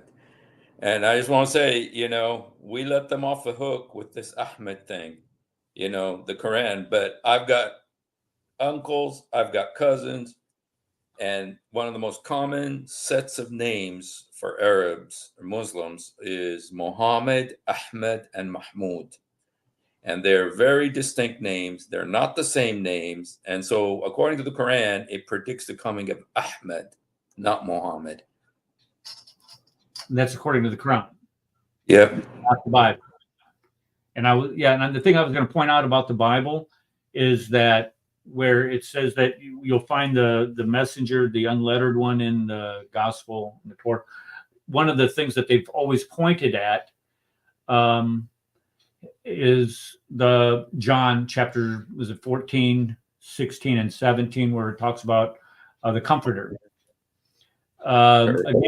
Again, it's very explicit that it's not because number one, Jesus says this Comforter will be in you, the disciples, and that's the Holy Spirit. And it even says in the Greek, we had who was that Russian guy that used to come on here? Vlad, am I correct on this? He got on here one day and he speaks Greek, reads Greek, and he brought up the Greek, and it says the Holy Spirit. It's the Greek for Holy Spirit, and it has nothing to do with it has nothing to do with Muhammad. So that's wrong. Again, here we go. Why you slave your now Aladdin, I'm not, I get, English is not your primary language, but when you say you slave your brain to people that does not make any sense. I'm not exactly sure what you're trying to say. Why you slave your brain? Why do I enslave are you trying to say, why do I follow what David Wood teaches? Is that what you're saying? I'm a little confused on that, but might be trying to say, why do you brainwash your people the same as David does? That I'm brainwashed?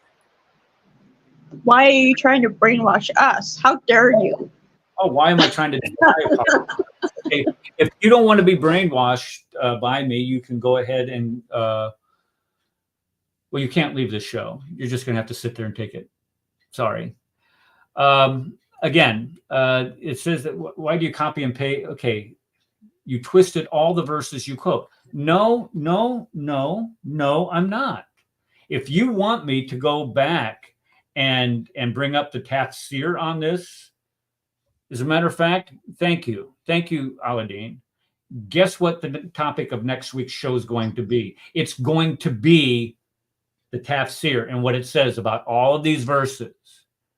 And then you can come next week. You can come next week and show me how I am taking all of these verses out of context. How I'm, what did you say here? How I'm taking them, what? Copy and paste, you twist it, how I'm twisting all of these verses. You go ahead and bring it next week, big man, because I'm going to have all of the tafsir. Ibn Abbas. Wait, where did he run to? What's that? Did he jump on a different channel for a minute? I don't know. I don't know what. Yeah. I don't know what he's doing, but it doesn't matter. I'm reading these straight from what the Imam gave us. I don't know why he's saying I'm twisting them. I'm just reading it straight out of the book. Chapter 9, verse 111. God has indeed purchased from the believers their lives and wealth in exchange for paradise. They fight in the cause of God and kill or killed. This is a true promise binding on him in the Torah, the Gospel, and the Quran. And whose promise is truer than God's. So rejoice, and whose promise is truer than God's. So rejoice in the exchange you have made with him. That is truly the ultimate triumph. Where does it say in this verse? Where does it say in this verse that the Torah and the Gospel are corrupted? How am I twisting that? Mamma mia. Chapter 48, verse 29. Muhammad is the messenger of God, and those who are with him are firm with the disbelievers. And that's, what's the word? What is the word that it says that they're harsh or something? That's not the correct translation. And compassionate with one another. You see them bowing and prostrating in prayer, seeking God's bounty and pleasure. The sign of brightness can be seen on their faces from the trace of prostration and prayers. That is their description in the Torah, and their parable in the Gospel is that of a seed that sprouts its tiny branches, making it strong. Then it becomes thick, standing firm on its stem, and delights in the planters. Okay, so again, where does this say that the Gospels have been corrupted? I don't see it. I mean, maybe you come on here next week. Aladdin, I dare you. I double dog dare you. Don't be a coward. Come on here and show us where I am taking these out of context, where I am, what was the word? I'm twisting these verses. Last one, chapter 57, verse 27. Then in the footsteps of these prophets, we sent our messengers, and after them we sent Jesus, son of Mary, and granted him the gospel and instilled compassion and mercy into the hearts of his followers. As for monasticism, they made it up. We never ordained it for them, only seeking to please God, yet they did not even observe it strictly. So we rewarded those of them who were faithful, but most of them were rebellious. Again, where does it say the gospel was corrupted in this verse? Chapter 57, 27. And granted him the gospel. Okay. Where does it say it was corrupted? It doesn't. This idea that the Quran teaches that the Bible has been corrupted is a fabrication. This is a lie made up by Muslims to justify the errors that are in the Quran, the obvious errors. Let's see here. Chapter 6, verse 34 says, let's see here. They cannot alter the words of Allah. That's never mind. Let's go to this one. The flood of Noah, there's differences. Friends, don't take, that's okay. Here's the difference. The Quran says in chapter 15, verses 51 through 57, chapter 11, verses 72 and 73, and chapter 51, verses 24 through 28, that the three visitors to Abraham did not eat what Abraham had prepared them. They did not eat it. In Genesis 18, verses 6 through 8, it says that they did eat it. How can the Quran come 600 years after Christ, 2,500 years after Abraham, and say that they didn't eat the food after all? And why is that important? Again, which one is easier to believe? That Muhammad was making it up as he went along and got a lot of these facts incorrect, or the Jews just mistranslated it over the years and changed it, and it's been corrupted? Which one's easier to believe? Knowing what we know about the Quran and how historically inaccurate it is. Let's see here. What about violence? Chapter 2, verse 190. Let's see. It says, those who offer violence to you, likewise offer violence to them. That's a clear teaching in the Quran. Those who offer violence to you, you offer violence to them. Fight back. Is this what the Bible teaches? Is this what Jesus taught us? Where Jesus teaches us in Matthew 3:39, turn the other cheek. Did the writers of the New Testament get this wrong? Did they get this wrong? No. Supposed to love our enemies. Yeah, it teaches us to love our enemies, pray for those who persecute you. But yet it says here, those who offer violence to you, likewise offer violence to them. Doesn't seem very consistent with what the Bible teaches. As a matter of fact, it sounds like the exact opposite of what the Bible teaches. But we're supposed to believe that the Quran corrects, has come to the criterion that can't even get crucifixion correct, can't get the crucifixion of Jesus correct, can't get the crucifixion at the time of Moses and Pharaoh correct, because it didn't exist, is the one that we should trust. Really? What about selling Joseph? I didn't write that down. I didn't bring that up. Joseph got sold into slavery for coins. Coins didn't even exist in 1800 BC. But yet we're supposed to believe that? It says dirhams, count it out. Appear to me in touch, I will tell him, go away. You are anti. What is it? Okay, who is Jesus? Is Jesus the Christ? It's this guy who makes zero. Matter of fact, I don't even want you to come on the show next week. You're a flipping moron. That's the Comforter. The name of Jesus. His name shall be Messiah, Jesus, son of Mary. This is Surah 3, verse 40. Okay, number one, Messiah is a title. It is not a name. So it says his name shall be Messiah, Jesus, son of Mary. Nope. That is demonstrably incorrect. Sorry. There's another really interesting thing too about that in chapter 4, 157, that the Jews actually called Jesus a messenger of Allah and the Messiah. And so, yeah, how many Jews call, again, I wonder if that's in the book of Idris, where they call Jesus, the Jews call Jesus the Messiah too. Let's see here. If Ala-ad-Din, I just want to say one thing to Ala-ad-Din, that, if you look in the Quran, it never once does it say it came to correct the Bible. It doesn't say that it came to replace the Bible. It never says it came to delete. It never says it came to abrogate the Bible. But 15 times it says it came to affirm the Bible. In Arabic, musaddiqan lima bayni dehum. And he knows that. Ala-ad-Din knows that. Are you sure he knows that? Of course he does. Ala-ad-Din knows everything. Does he? Yes. Is he a genius or what? What? Yeah. Well, I'm trying to figure this one out. Let's see here. Let's see. Jews said Christians corrupted the Jewish Tanakh by add, delete, change to impose Jesus' Trinity on the Jew. The Jews say that Muhammad was not a prophet also. So what is your point? what is your point here? Christians are accused of corruption by Jews before. Okay, again, I would like to know where. Okay, this again, they're not corrupting what is written.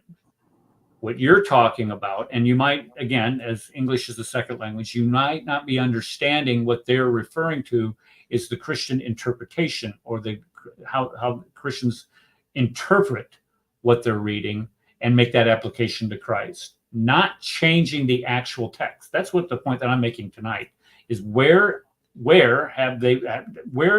it say in any writing that the Pharaoh's wife drew Moses from the Nile River? Where does it say in any writing that all of these other things, for example, the name of Jesus is Messiah? Where does it say that? Not the title, his name. Again, this is important distinction here. Let's see. What is this? I have debated with Pastor Steve, who has several PhDs. Steve, how many PhDs do you have? I didn't know you had a PhD. Yes, I'm a Palestinian, and so I have extra brain cells, as does Ala-Eddin. So Does that Palestinian something? yeah, that's what I was trying to come up with a joke, but my brain didn't work that fast. Yeah, I guess Okay. I don't know how I don't think I'm being disrespectful. No, don't try to make sense. This guy is trying to analyze what he's writing here. Yeah. Well, it's nice that Ala-Eddin is here. It's good that Ala-Eddin is here, right, Steve?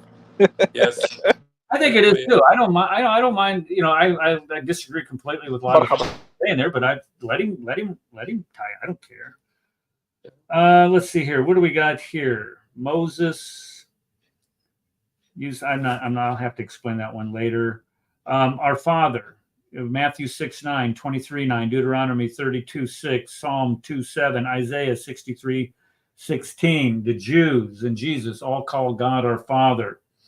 Surah 5:118 says, Jews and Christians say we are children. Do not say we are created. We are not children. So we cannot call God our Father. So what they're doing here is they're trying to transcend both the Christian and the Jewish tradition as calling God our Father. And we're supposed to believe that it is the Bible that is corrupted in saying that God is our Father. Show me where we're commanded not to call him our Father. As a matter of fact, Jesus taught us in Matthew chapter 6, verse, I can't remember which, I think verse 12 or 13, it begins, and this is how you should pray. And what are the first two words that you should say when you pray to God? Our Father. Our Father, exactly. Our Father. Not our Creator, our Father. Again, this is where the Quran tries to corrupt the Bible. Muhammad had daddy issues, and so when he wrote the Quran, you see that he had no father, so he doesn't want anybody else to have a father. And I think a lot of people have tried to go back and psychoanalyze Muhammad in that way, and I think there's there can be a lot of truth, and a lot of you can justify that based on what we know about all the people who were father figures in his life ended up dying. His grandfather, his father was, and his mother. Yeah, his father died 4 years before he was born. Supposedly, that's why his mom was pregnant for 4 years. And could you imagine being 4 years pregnant? I've seen women that are 9 months pregnant. When the queen was 9 months pregnant, the only thing she wanted was just could you imagine being 4 years pregnant? I mean, how big would you get? I mean, it was really painful because they have teeth by then too, and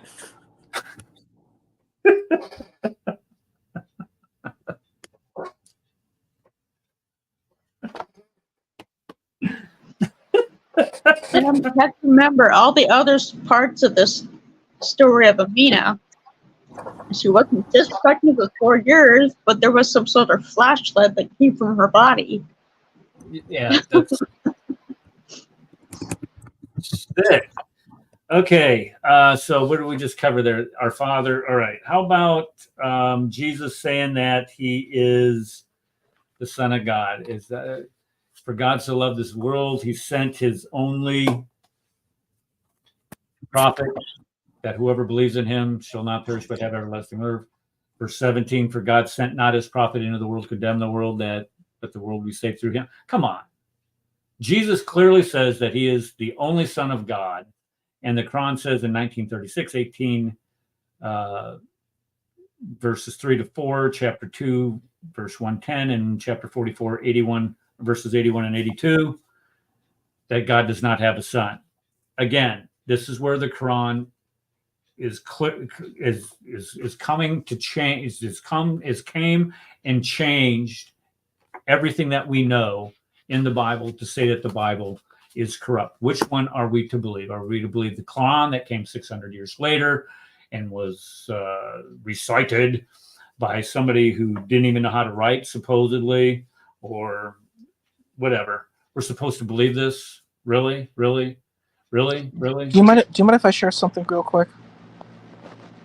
Yeah, go ahead. Thank you. And I think Hussein will agree with me too. The ancient Islamic scholars did not even take the position of tahrif within Islam, that these texts, it's a position that I take very strongly, that they said that the Torah and the Injil were corrupted. That this position that many Muslims are taking nowadays, it's an illogical and it's a bad position for the Muslim to take. Because if they do it, they have to say that God is a deceiver or God is weak. You can't really, there's no recovery from that position. It's a very bad position, and all it does is you win a battle, but you don't win a war. The battle that you win is like, oh, yeah, these things don't literally work. If a person wants to take some kind of mystical interpretation and make it resolve, you could do something like that. But if you want to take a literalistic view, you're going to lose. It's a very bad position to take. And I keep seeing it, and you keep saying, oh, it's corrupted, it's corrupted. And I'm like, if these texts are corrupted, then what do you stand on? You can't just say, well, whatever enforces what I already believe is correct. What that is it's a fallacy. It's the Texas sharpshooter fallacy, where what you're doing is you're, circling a bullseye around where you already end, which is a really bad position. It's a circular reasoning. You're like, okay, well, I already believe this thing, so I'm doing whatever I can to reinforce what I already believe, and that does not provide truth. All it does is it just reinforces what you already believe, which is not a good position. Okay, a lot of the positions are just completely illogical. They just do not follow the rules of logic. So, yes, absolutely. Let me see here. Let's see. Steve is teacher. His name is Pastor Ray.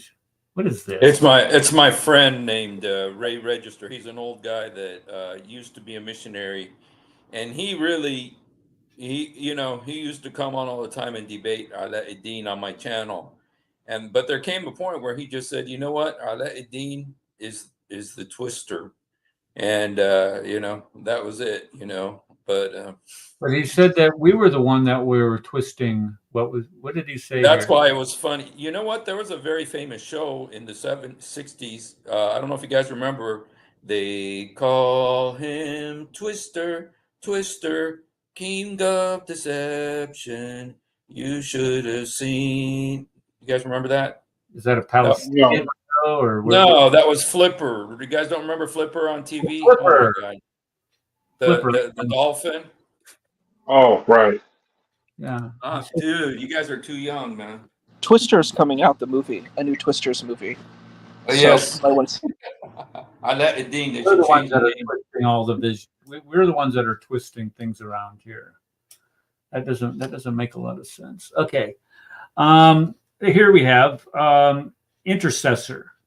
There's no intercessor according to the Quran, chapter 2, verse 45, and chapter 2, verse 117. However, in the Bible, the corrupted Bible, evidently the Bible somebody has slipped this in there to Isaiah 53, verses 11 to 12, Romans 8:34, Hebrews 7:25, and Mark 10, 45, where Jesus was a ransom from. So we do have an intercessor according to the Bible. So evidently, both the Old and the New Testament have been corrupted on this. Am I correct on this? Where we do have an intercessor in Jesus Christ, but the Quran says that we don't have an intercessor. Yeah, I guess the Quran's come to correct that. I mean, how could we get that all so wrong in so many different places? Let's see here. Zechariah. Did Zechariah raise Mary according to the Bible? Does anybody know this? No, there was those Gnostic and those crazy books, where they talk about stuff like that, Oh. and those books were pretty popular back then, and so those stories Muhammad took from the Gnostic sources a lot of stuff in the Quran, and so that's one of them. Yeah, and who did the early church fathers give a lot of ink? When I say ink, a lot of their writings, who did they try to refute their teachings? The early church fathers, the Gnostic sources, the apocryphal writings, these people who came up with like the Gospel of Mary and the Gospel of Peter, the Gospel of Barnabas, all of these things. But yet we're supposed to believe those and not the Bible. The Bible's clear teaching. We've done that one. The days of creation in the Bible, it says that we were created. The earth was created in 6 days. That's in Genesis 1 and Exodus 20:11. But the Quran doesn't even tell us the same date. It was created in 8 days. It was created in 6 days. It was created in, I don't even know. It contradicts itself all over the place. In the book of Genesis, the Bible describes Isaac is the one who was sacrificed on Mount Moriah, which is where the Temple Mount sits today. And that abomination they call the Dome of the Rock sits right on top of the exact place where this occurred. Whereas the Quran said it was Ishmael. The Quran does not. The Quran does not say that. It does not say it was Ishmael. It says, because I did go in and read this, and you're right, it doesn't say it by name. He doesn't say it by name, but this is who it implies. Let me see, 37, 99 to 109. He later said, I'm leaving in obedience to my Lord. He will guide me. My Lord bless me with righteousness. So we gave him good news of a forbearing son. And when the boy reached the age of work with Abraham, Abraham said, oh, my dear son, I've seen in a dream that I must sacrifice you. So he tell me what happened. Oh, dear father, do as commanded, God willing, you will find me steadfast. And when they submitted to God's will, and Abraham laid him on the side of his forehead for sacrifice, we called out to him, oh, Abraham, you have already fulfilled this vision indeed. Okay, so it doesn't say, but the implication here, the implication here is that it was Ishmael. And I can't remember where that implication was made, but the implication is that it was Ishmael. Because if you ask who if you ask your common day, everyday run-of-the-mill Muslim, who did Abraham go to sacrifice? Who are they going to say, Steve? They're going to say Ishmael, but there's lots of scholars, Islamic scholars, that say it was Isaac. And the Quran doesn't name the person who was. Here's the implication. It's right here. It says, okay, he was truly one of our faithful servants. We later gave him good news of Isaac, a prophet, and one of the righteous. We blessed him. We blessed him and Isaac as well. So it's implying that it was Ishmael and saying that Ishmael was blessed, and they also blessed Isaac. I'll look that up, but in the Arabic, sometimes it's. All right. Anyway, well, guys, God bless you guys. I'm gonna ban you from the show until you prove me wrong. I'm Palestinian. I'm used to it. Okay, but yeah, as a matter of fact, I wrote myself a note here to look this up in the Tafsir. And I think that'll be the last thing we do tonight. Let me pull this up in the Tafsir, folks. Islam, Quran Corpus, Quran, here we go. Who cut out on us? Sharon Schertzland. Who was that? It was Steve. Steve had to run. Never mind. Okay, commentaries. And which verse is this? 37. Let's go with Ibn Abbas. Let's go with chapter 37. 37. And where did it say that they were going to sacrifice? Ishmael 37, verse what? 99 through 100. But I wanted to get to where it goes. Then when the boy reached the age of work. Okay, 102. Let's go to verse 102 and see what Ibn Abbas says. Ibn Abbas says, and when his son was old enough to walk, when his son was old enough to strive for Allah and obey, when his son was old enough in the mountains, to his son Ishmael. Okay, so Ibn Abbas, let me bring this up over here.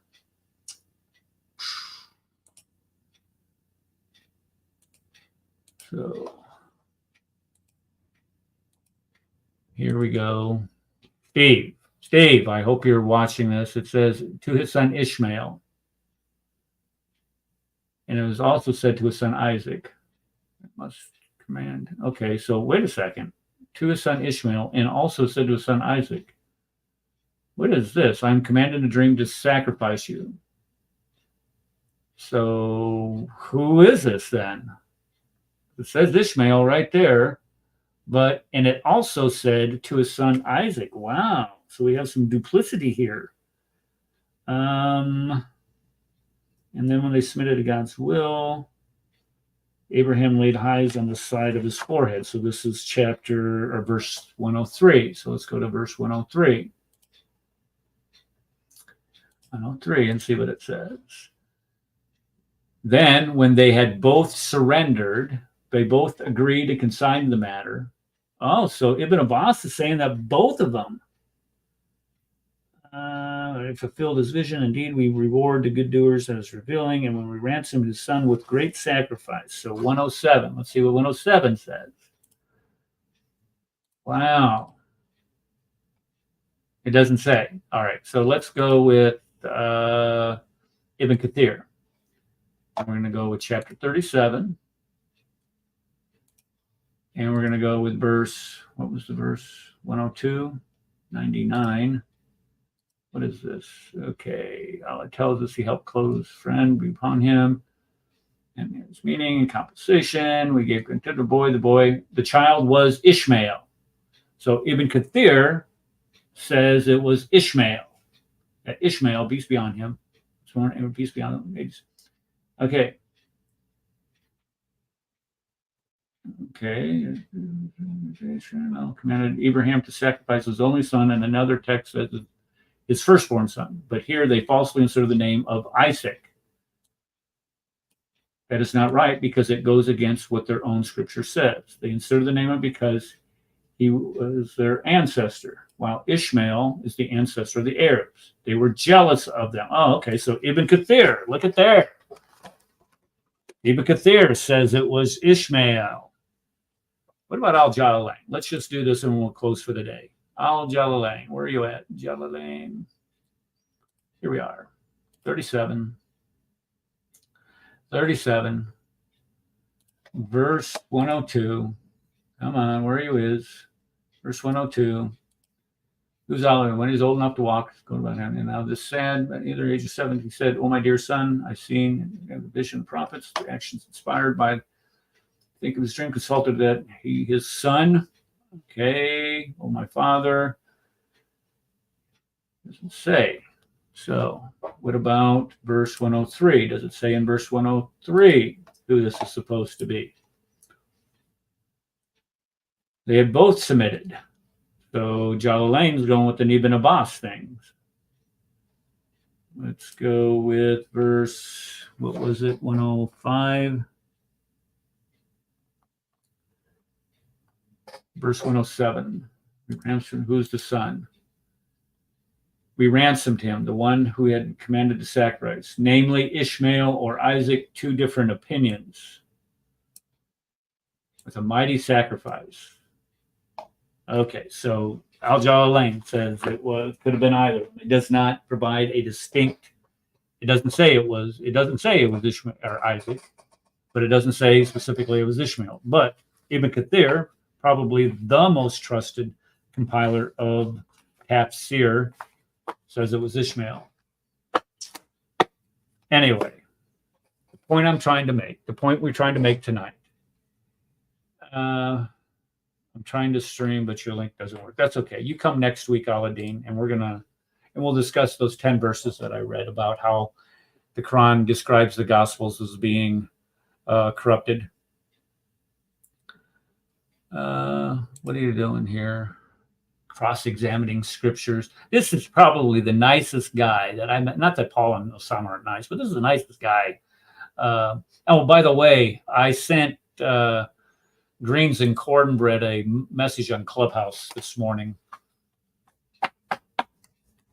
throwing you under the bus, saying that you were the one that gave me her.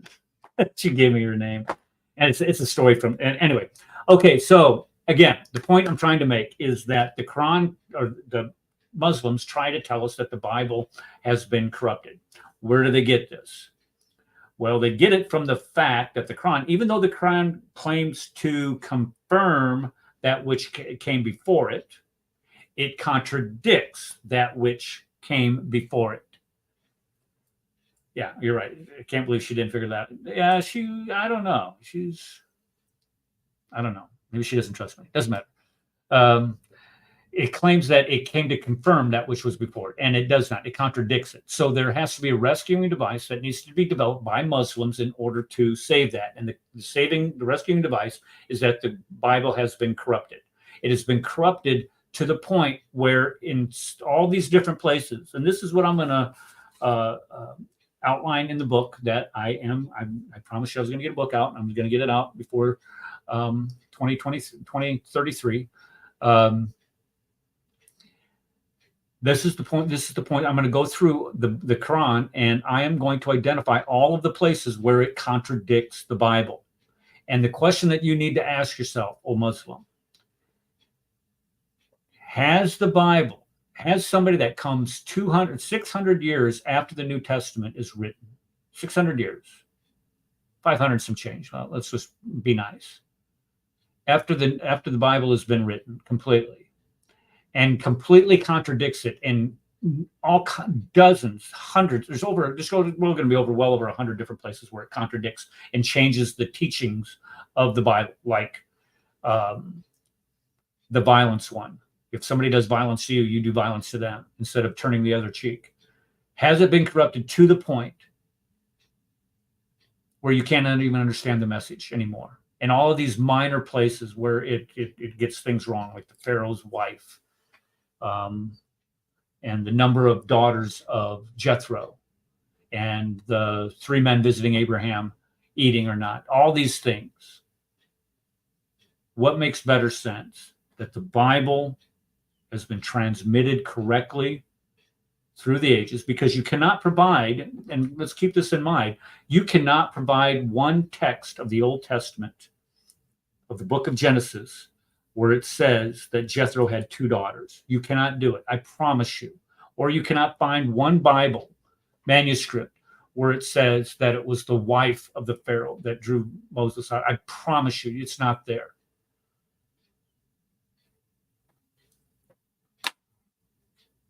And then I've already showed you how corrupted and how incorrect that the Quran is, just on some of the simplest things.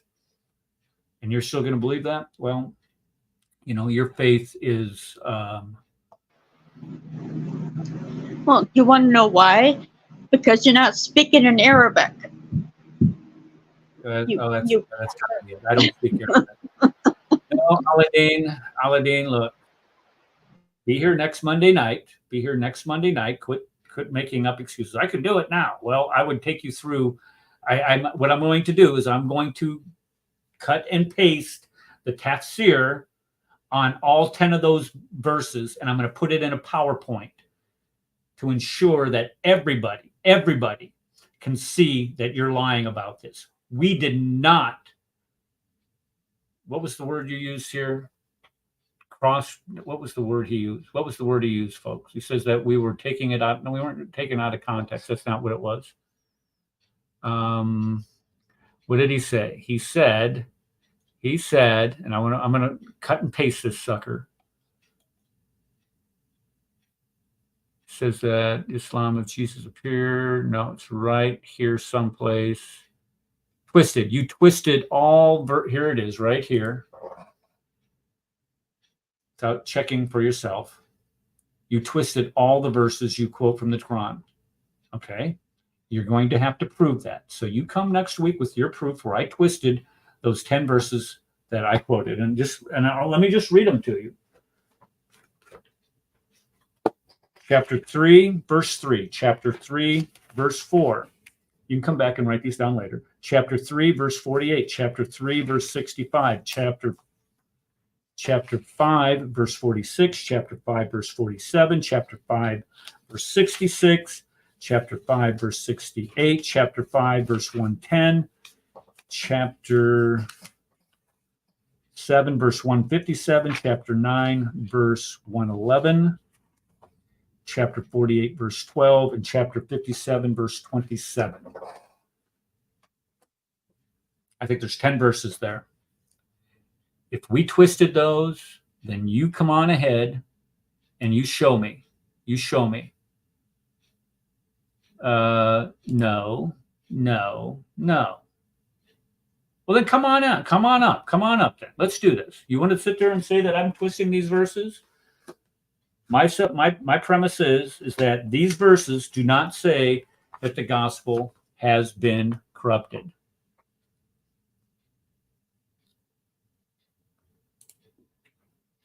Said I was using, no, you said right now. Let's say I can refute you now. I'm free now. Fine, come on up. Go to the top. The link is there. You come on up here and you refute me right now, big man. Let me go here to verse 3. Chapter 3, verse 3. Let's see who is this? Jalalain. Before the books he revealed, the Torah and the gospel. Here's chapter 3, verse 3, right here. Here's what Jalalain says about this. Can you see this? Can you see? Oops, let me get your, there we go. Here we go. All right, let's start with chapter 3, verse 3. How am I taking this out of context? Where does it say that the gospel has been corrupted in this verse?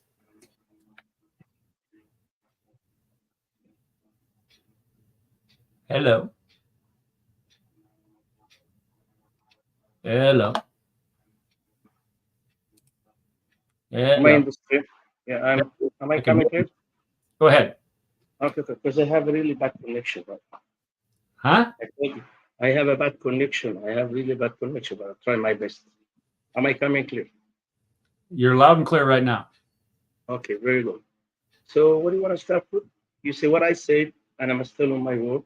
What you have done, all you have done is twisted the verses to suit your needs as a Christian, and you used what David Wood's doing, and that's what you said. I'm not using anything from David Wood here. All I'm doing is David Wood went in and just picked out every place in the Quran where the gospel and the Torah is mentioned. I am not. What is the first verse? David Wood. None of this is commentary by David Wood. This is going in here and looking at what the Quran says. What the Quran says. What is the first verse? Chapter 3? Chapter 3, verse 3. Okay. You want me to go to chapter 3, verse 3? Yes, go ahead. Please do. And so what does it say here? Can you please tell me? Chapter 3, here's it. I'm going to put it on the screen for you. Verse 3, go. Here we are. I want you to read it for me. Okay. What's it in the screen? Which translation do you want me to read? It's up to you. I read Arabic, so you just use any translation that you want. It doesn't matter. I'm an Arab. I read the Arabic. I don't need the translation, but you know that. Well, my audience needs to. Now, which one do you want me to read? I mean, do you have any trust in any of these? Pickthall? You read whatever you wish. It doesn't matter. Here's Pickthall. He has revealed unto thee, Muhammad, the scripture with truth, confirming that which was revealed even as he revealed the Torah and the gospel. Where in that verse does it say that the Torah and the gospel have been corrupted? Can you read then which was, right? So when it says which was in the Arabic, if you read the verse in Arabic, let me read that to you, then I will give you the English. It says in Arabic, نزل عليك الكتاب بالحق مصدقا لما بين يديه وأنزل التوراة والإنجيل. Now, Allah subhanahu wa ta'ala is talking about the Holy Quran here. The first word grammatically is نزل. نزل is talking about the present and future. Continue. When he talk about the Torah and Injil, he said وأنزل. أنزل, that's past tense. So during the time of Prophet Muhammad, they were Jew and Christian. They were holding what they call Torah and Gospel. So if Allah was talking about the books in their hands, he would speak about them in the present like he spoke about the Quran. But Allah spoke about them in past tense to tell them that what's in your hand is corrupted. And Allah is talking about what was revealed to Moses during his time. Where does it say, Aladdin, that the gospel and the Torah have been corrupted in that verse? Once again, will you please pay attention? You are not listening to me. I will say it again. We have what to call in the Arabic grammars, as you have in English. We have present, past, and future. Now, when Allah subhanahu wa ta'ala spoke in the beginning of the verse, he said, Nazzala. Nazzala, that's verb in the present. So Allah was talking here in the present about the Holy Quran that been revealed to Prophet Muhammad. Present. Now, continue. The continuation when Allah spoke about the Torah and Injil, Allah says, Wa anzala. It's the same word, Nazzala and Anzala. Anzala, that's not present, that's not future, that's past tense. So when Allah spoke about the Torah and Injil here in past tense, he was not talking about the books that the Jew and Christian had in their hands during the time of Prophet Muhammad. Okay, so you're giving a completely different interpretation of this verse than Ibn Abbas did, because no, it does not say that it was corrupted. As a matter of fact, it's saying that the scripture. Did I say corrupted? Did I say corrupted? Did I say corrupted? I didn't say corrupted. It does not say it was corrupted here, and that's Ibn Abbas. Hold on, let's go to somebody else. Maybe. No. I want you to read Ibn Abbas. Read Ibn Abbas. Read Ibn Abbas. No. Read Ibn Abbas. Okay, one by one. Let's read Ibn Abbas. I want you to read it. Kathir says, what does Ibn Kathir have to say about it? None has the right to be living who sustains, explain the Tasfir, the beginning, the Bakara, meaning. Eric. No, hold on. Let me see. I just want to make sure, Mohammed. No. We will read it together. Go back to Ibn Abbas. We read one by one. Where it says that it's been corrupted. Is that in any of this? I don't see these. These should both include. It doesn't say they've been corrupted. Maybe if I do a search. Let's do this. Let me hold on. Where is this? Find. Where is find? Find. Let's see. Corrupt. No, nothing. How about changed? Is change where they changed it? No, that's not there either. In that. Can we exchange the mic? How about Jalalain? Let's go to Jalalain. Maybe Jalalain says that they were corrupted. Eric, do you hear me, or you are playing a game with me? Can I speak? I hear you. I'm just trying to find this word corrupted. No. Can I speak, please? Can I speak, please? I've let you speak. I've let you speak for a long time. No. You see. No. You don't read. No. Compilers, the most. Relax. Eric, relax. You relax. Tafsir, the most famous ones and most trusted ones in all of history. It is not that you evidently caught. Eric, relax. Oh my God. I am relaxed. You're in panic mode. You're talking too much. It is not Tasfir. It is Tafsir. I will correct you. Okay? Tasfir. No. Let me school you, please. Arabic is my language. Just try to learn, please. Try to learn. Tasfir means deportation. Tafsir means interpretation. So don't say Tasfir. It is Tafsir. So I'm trying to school you here for free. So you made a mistake. I admit that you made a mistake. You're being boring. Let's go. No. What the hell? You chased him off. You really need. Okay. No, he couldn't win. Open Ibn. I will read them with you one by one. Please stick with where corruption is. Where does it say anything? Hold on. Relax. Where does it Relax. say anything was changed? It doesn't have to say corrupted. It has to say changed. Let me tell you something. If you want to talk about corruption, as I said a while ago on text, and Eric read what I said you are actually accused of corruption by Jewish before Muslim. And until nowadays, they accuse you of corruption the Tanakh. They said that you corrupted the Tanakh by add, delete, and change to impose your Jesus and Trinity on them. And they showed you so many corrupted verses that Christian corrupted just to suit your needs. So it's not only Muslims who accuse you of corruption, even Jewish do that. And you know that more than you.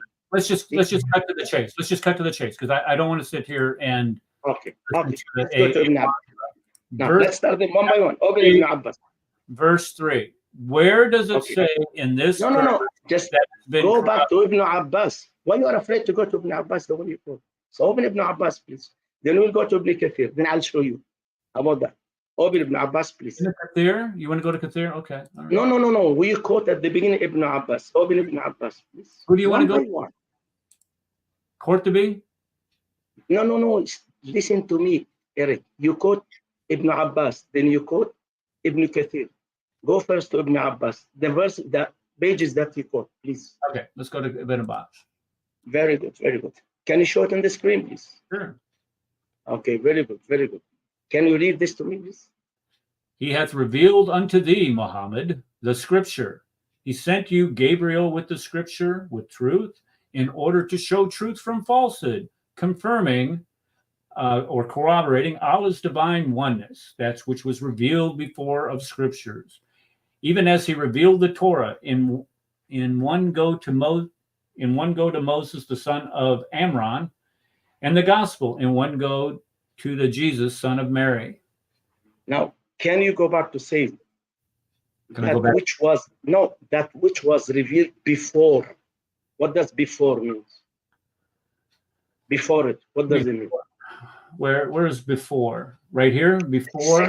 The last line, yes. Okay. Before it. Talking about what? Before of scriptures. Very good. So what? Very good. He revealed it. Very good. So when he says before, the verse here in Arabic says, let me finish, please. The gospel. Okay.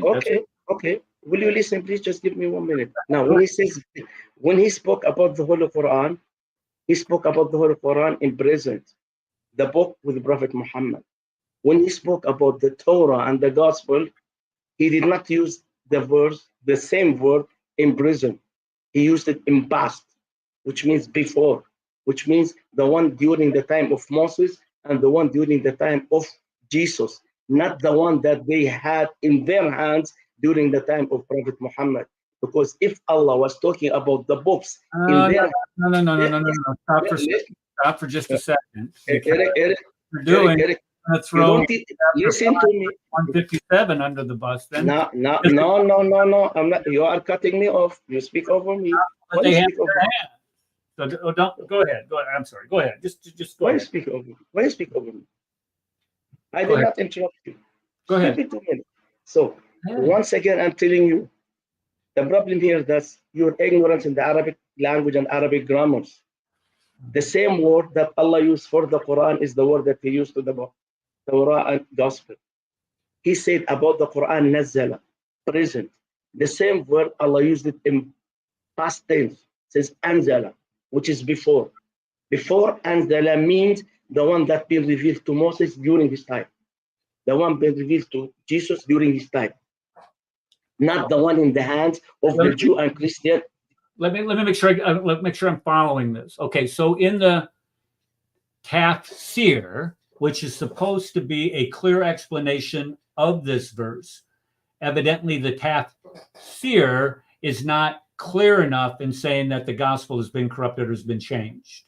You are implying that this is what it says, even though it doesn't say it. What part of that is not correct?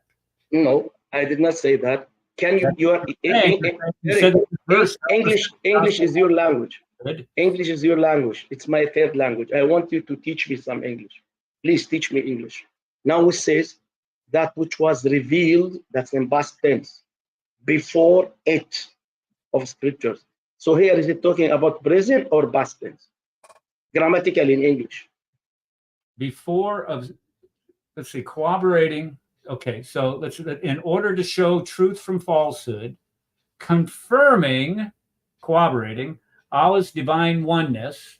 So here, all this is saying is that it's the Quran is supposed to say that Allah is one and not three. This is the main mantra of, say not three, that they put on that Antichrist Dome of the Rock, that which was revealed before scriptures, and then it says he revealed the Torah and the gospel. It does not say a different Torah, and it does not say a different gospel.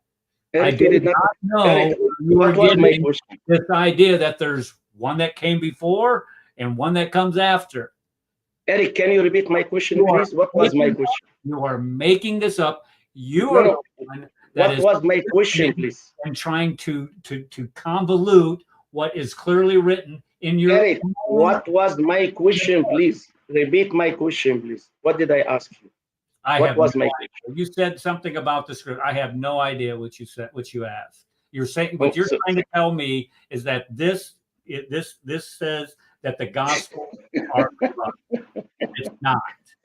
And how do you answer a question that you said you have no idea? What did I ask?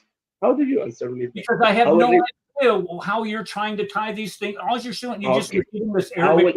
I will ask you the question again, please. If you cannot understand my English, tell me. No. You want me to ask? No. I will ask. No. Let me ask you my question again, please.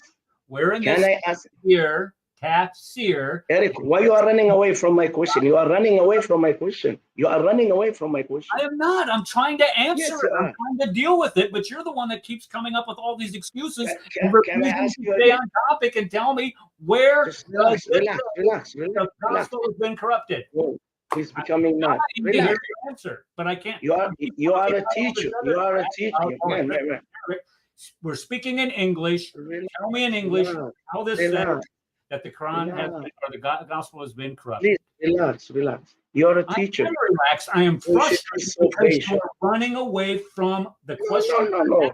And I'm trying. I will ask you my question again. You're done? Can I ask you my question again? Go. What is your question then? Let him go. Relax. Okay. Now, spit it out, please. Just say it. Yeah. I will repeat it to the third time. Eric, I said English is my third language. It's your mother tongue. Please teach me English. I am poor in English. Aladdin. Just relax. Let me finish. Can you please just ask your question? It doesn't matter what language. I don't care. Ask your question in English, please. Darcy, just let him go. This is what we're going to cut and paste this and put it on the channel. This is what they do. They cannot engage. I'm desperately asking you, Aladdin, please show me where this verse, where this tafsir says that the gospels have been corrupted. Go. Now, can I speak without no interruption? Nobody will speak over me?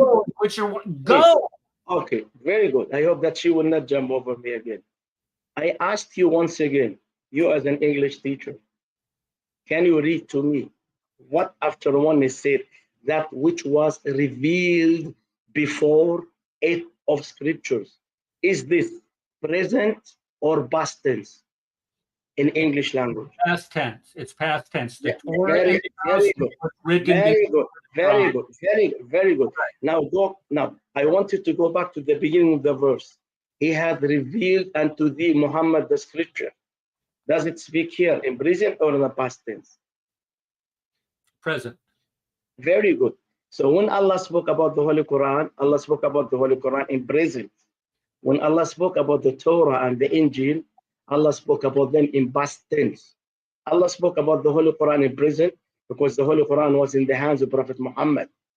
Allah didn't speak about the Torah and the gospel in present because what? Let me finish. Don't interrupt me. You said speak. Please don't interrupt me. Let me finish. Let me. Okay. Allah did not speak about the Torah and the gospel in present Like he spoke about the Holy Quran because what was in their hands during the time of Prophet Muhammad is different than what Allah spoke about in past tense, which is the Torah being revealed to Moses Where does it and say the Gospel that? being revealed to the Where past tense. does it say that? It says you have revealed the Torah. It says you have revealed the Torah. Dude, no. I'm not going to let you get away with this. I can see what you're trying. You're desperate to do this. It says he revealed the Torah and he revealed the gospel. It does not say anywhere. It does not say anywhere in there that has been changed. That is my argument. When the argument is, and maybe you're not following the argument. All I'm saying is that when it mentions the gospel in this context, it does not say that it has been changed. It does not say that it has been corrupted. None of your compilers of Castile make that assertion. And I promise you, and I'm going to do this, I'm going to put this on a slideshow next week, because this, I mean, to see how this is like arguing with a doorknob. You're telling me things that are there that are, and I don't mean that as a personal insult. I'm sorry.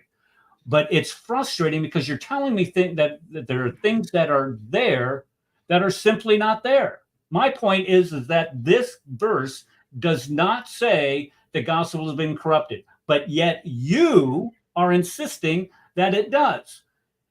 And you're failing terribly at trying to tell me that it does. That is my point. You know, Eric, what you are doing now? You are doing now exactly. No, let me tell you something, really. Exactly like when you debate with a oneness Christian. When you quote a verse like John 1:1 to prove Jesus is God, oneness Christian will use the same argument with you. And he will tell you, you assume that the verse says that Jesus is God, but it doesn't say that Jesus is God. Show me what does it say Jesus is God, but it doesn't. But you built your argument on an assumption. No, you're trying desperately to get away from No. Eric, we are going nowhere with this verse. Give me the second verse. Give me the second verse. We don't need to waste time. We are going nowhere here. Give me the second verse, please. The 10 verses? Yeah. Okay. The second one. Give me the second one, please. Okay. Quran chapter 3, verse 4.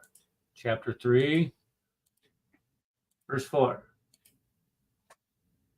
We just read it. No, we read chapter 3, verse 3.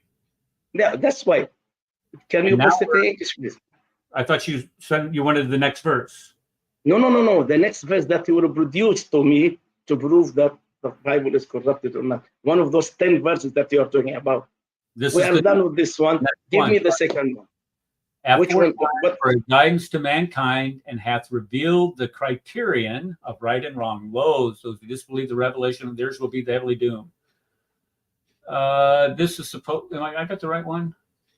You get that? There's nothing here saying nothing. It says that he revealed before, not present, past. So that's proof my point that Allah is talking about the one revealed to Moses and the one that revealed to Jesus. So this is support my point, not you. This is against you, not for you. Actually, verse 4 support what I'm saying because it says before, past tense. You see? You just made my point. Thank you very much. So what is your next verse? Oh, that was just a combination of the two. The next one is chapter 3, verse 48. Okay, let us open together. 3:48. Let's open 48. 48. No problem. I'll open with you one by one. You know what? It's almost 3 past 3 a.m. Him the scripture and wisdom, and the Torah and the gospel. So what is that? I don't know. What it says that he will teach him the scripture and wisdom, and the Torah and the gospel. So what's your point here? Does it say anywhere that the gospels or the Torah have been corrupted? No, nobody says. It's not saying it's corrupted. Okay, all right. Allah says that he was teaching Jesus the Injil that he revealed to him, which we accept as a Muslim, and the Torah that had been revealed to Moses, which we accept as Muslim. That's what Allah is saying here. Okay, maybe you missed the whole point. The point of reading. No. Here it doesn't say Here it verse, doesn't say when it mentions the gospel in the Torah, it never says that they're corrupted. Let's go to verse 3, chapter 3, verse 65. No, just a minute. The verse that you quote, 48, it says that Allah is teaching Jesus the Injil that he revealed to Jesus and the Torah that he revealed to Moses. That's all. So it's nothing. Does it say that they've been corrupted? No, it says during the time of Jesus. That's what, not now. It's talking about the time of Jesus, not after. Does it say that they were corrupted? During the time of Jesus? No. That Injil during the time of Jesus is not corrupted. No. Does it say in this verse that the Torah at the time of Muhammad or the time of Jesus has been corrupted? This is not the time of Muhammad. This is talking about the time of Jesus. We accept the Injil that was revealed to Jesus in the time of Jesus. At any time that they were corrupted. Eric, we accept what is in the hand of Jesus during the time of Jesus. We don't deny it. We say what was in the time of Jesus is the true Injil. Does it say That's what we're saying. Does it say they were corrupted? Here? No, it doesn't. So next verse. No, it doesn't. All right. Chapter 3, verse 65 was the next one. Oh, let's open. 65. 65. Let me open my Quran. 65. Oh, people, that's why I argue about Abraham when the Torah and the gospel were not revealed till after him. Have ye then no sense? Where does it say that the Torah and the gospel have been corrupted here? Who says it doesn't talk about the corruption? It says that the Torah and Injil be revealed after Abraham. That's all. That's all. Does it say that they were corrupted? Yeah, it doesn't talk. It talks about the Torah and Injil that were revealed to Moses and Jesus during their time, and it says it is not corrupted. Are you happy with that? During the time of Jesus and Moses. Okay. Does it say that they were corrupted? In this verse, it doesn't say. It says that the Torah and Injil. Can I go to the next? Can I go to the next one? Is this the best you can do? Okay. I thought you have something serious to talk about. Okay, chapter 5, verse 46. Okay, let's open chapter 5, verse 46. Verse 46. Just a minute. I'm frozen here. Just wait for a while. Please, just. We caused Jesus, son of Mary, to follow in their footsteps, confirming that was revealed to him in the Torah, and we bestowed on him the gospel, wherein is guidance and light, confirming that was revealed before it in the Torah, a guidance and admonition unto those who ward off evil. Does it say in this verse that the gospel or the Torah have been corrupted? No, you want me to answer you? Now, I hope that you will not interrupt me. You quote chapter 5, verse 46, right? Am I correct? 46.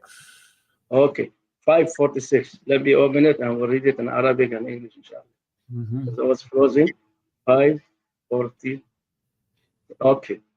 وقفينا على آثارهم بعيسى ابن مريم مصدقا لما بين يديه من التوراة وآتيناه الإنجيل فيه هدى ونور ومصدقا لما بين يديه من التوراة وهدى وموعظة للمتقين.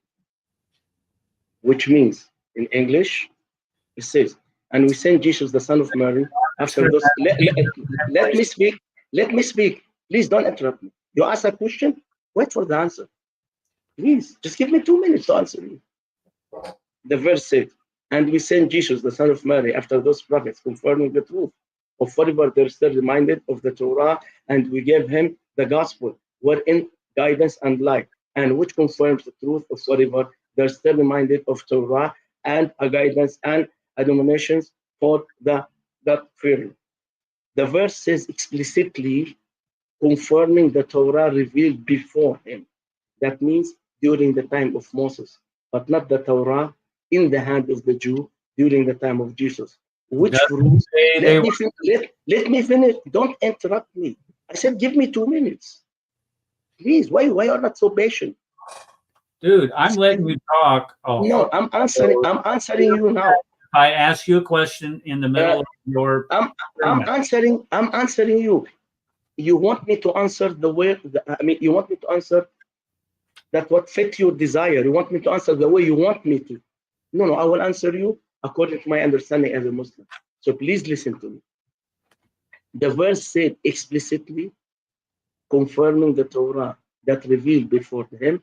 That means during the time of Moses, but not the Torah in the hands of Jew during the time of Jesus, which prove what the Jew has in their hands during the time of Jesus is corrupted Torah. Therefore, Allah spoke about the Torah in this verse in the past tense, not in the present during the time of Jesus. The verse say, and we gave him the gospel in past tense, not present and future. So Allah is talking here about the gospel that has been revealed to Jesus during the time of Jesus, not what you call the Bible and you have in your hands. So what Allah is talking about here is different than what you have in your hand, which prove that you corrupted what was with Jesus.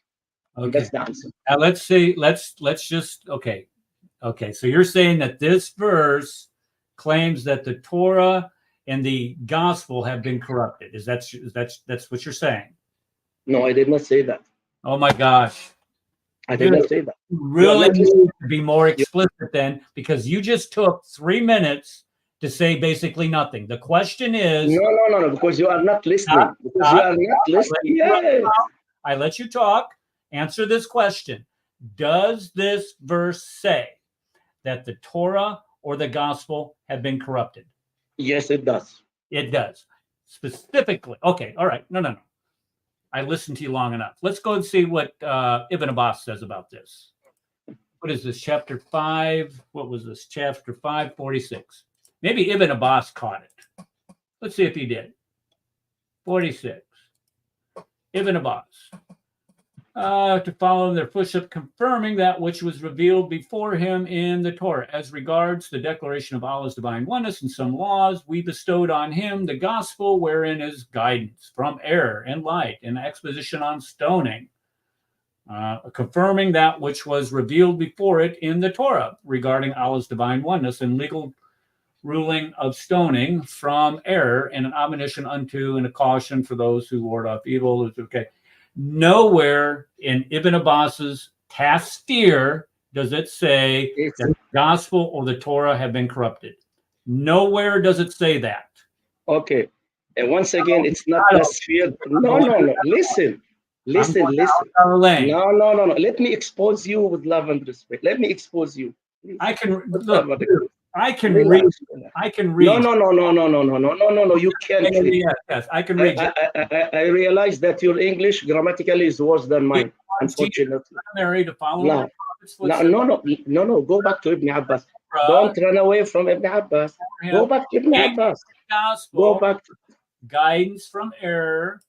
Dude, I'm going to read this. I know you don't want me to, but I'm going to read these tafsir, and none of them say that it was tafsir. Please repeat after me. Tafsir. I don't care. Okay. I'm asking, where does Jalalain now say that it was corrupted? And he does not. What about Ibn Kathir? Let's go to Ibn Kathir. Ibn Kathir, do you think that chapter 5, or do you think that chapter 5, verse 46 says that the gospel has been corrupted? The meaning of the prophets, the children, Isa, son of Mary, confirming the Torah that had come before him, meaning he believed in it and ruled by it. And we gave him the Injil, in which is guidance that directs to the truth and the light, removes and disproves. And confirming the Torah, he adhered to the Torah, except for the few instances that he clarified the truth where the children of Israel differed. Allah states in another ayah that Isa said to the children of Israel, was forbidden to you. So scholars say that the Injil abrogated some of the rulings of the Torah, Allah's statement. Does that say that it was corrupted, that the Torah or the Injil have been corrupted? Is that what you finished talking now?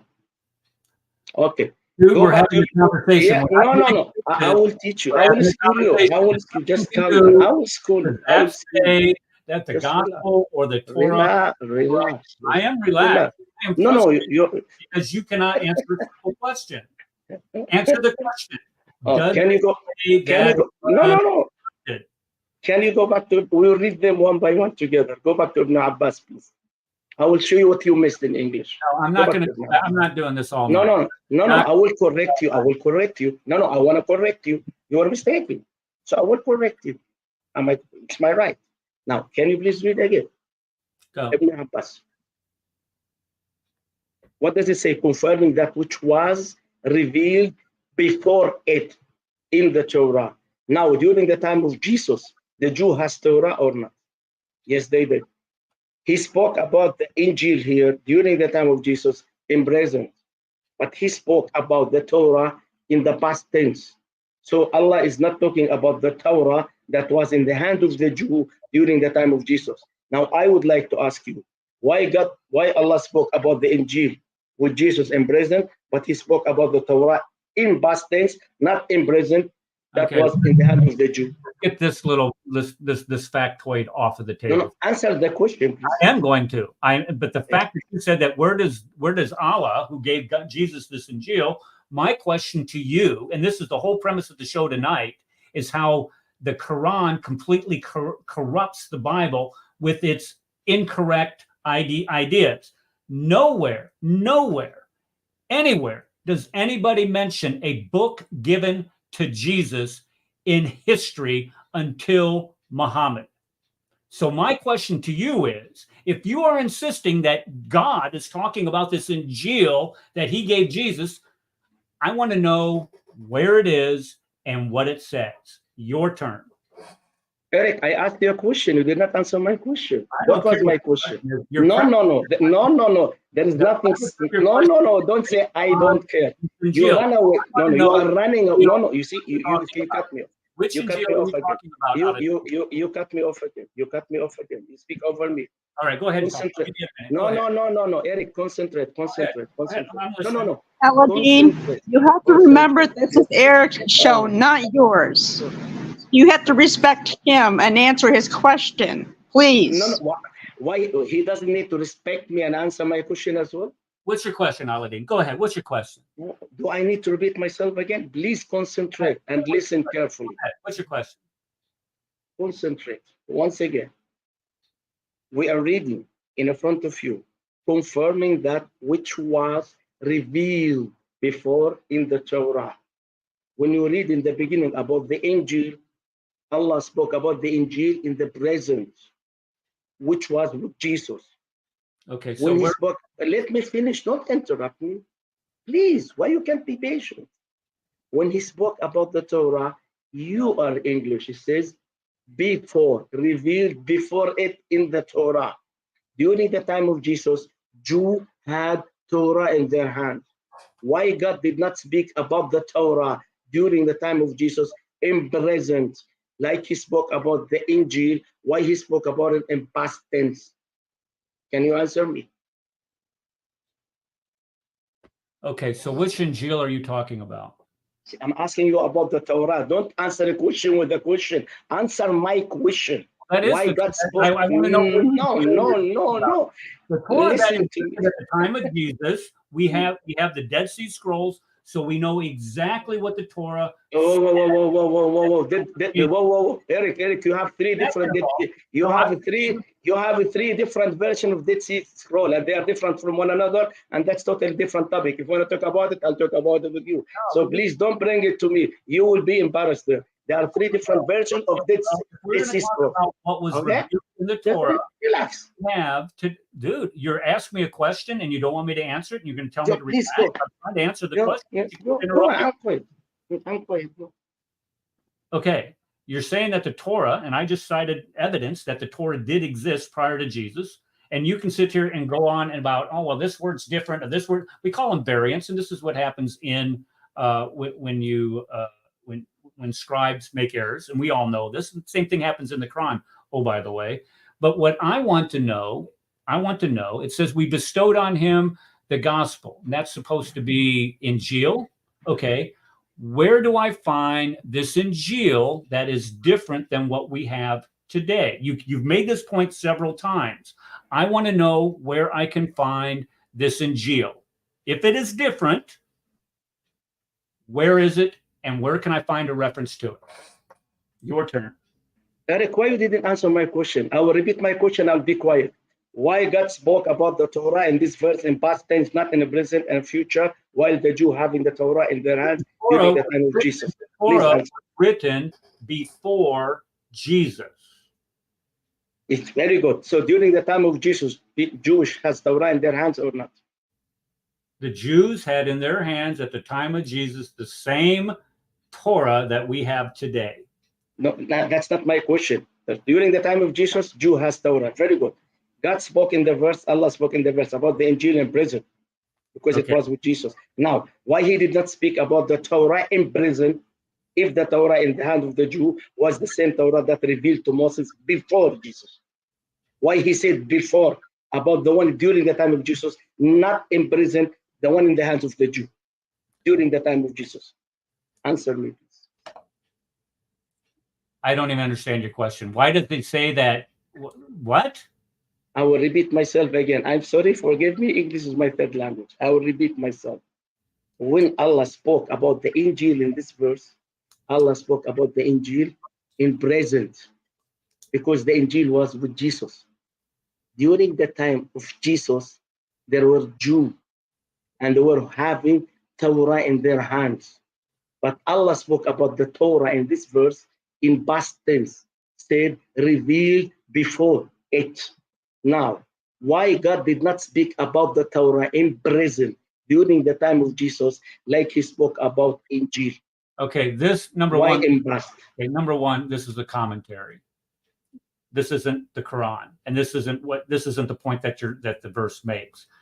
But the way that it is worded here, it says to follow in their footsteps, confirming that which was before him in as regards the declaration of, because it doesn't say, because these things that are in parentheses here, these are insertions. This is what they've added in order to make it make sense. And so it doesn't say that. It says, as in regards to the declaration of Allah's divine oneness and some laws. That's all it says. It has nothing to do with the point that you're trying to make. Second of all, the point that you also keep referring to, it says that we bestowed on him the gospel. So my question to you is, where can I find and where can I read this gospel that you keep insisting contradicts the gospels that we have, this Injil? Where can I find it and where can I read it? Go. You see, Eric, you are the one who quoted up Ibn Abbas and this interpretation and tafsir.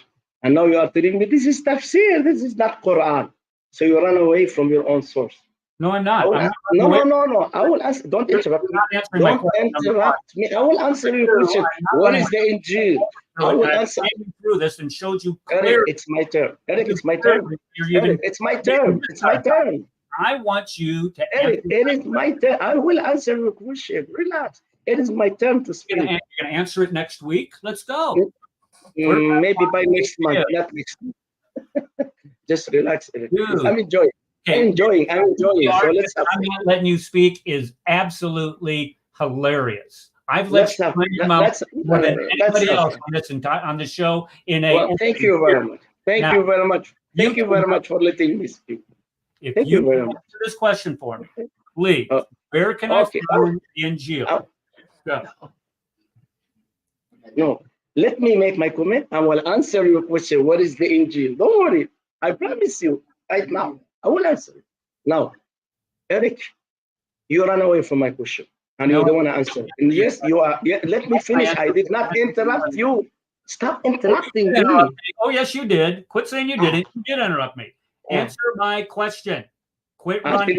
I'll tell you something. How about you have 2 minutes, me 2 minutes? We will not cut each other. No, I'm not. We're having a conversation. Why? So we can speak freely. Now, I asked you about the revealed and before. You ignored that. Now, you ask me what is the Injil. You run away from a question? I will not run away from a question. This question should be asked to you, not to me, because you are the one who's trying to prove very hard that the Quran is talking about your Bible, which has nothing to do with the Bible.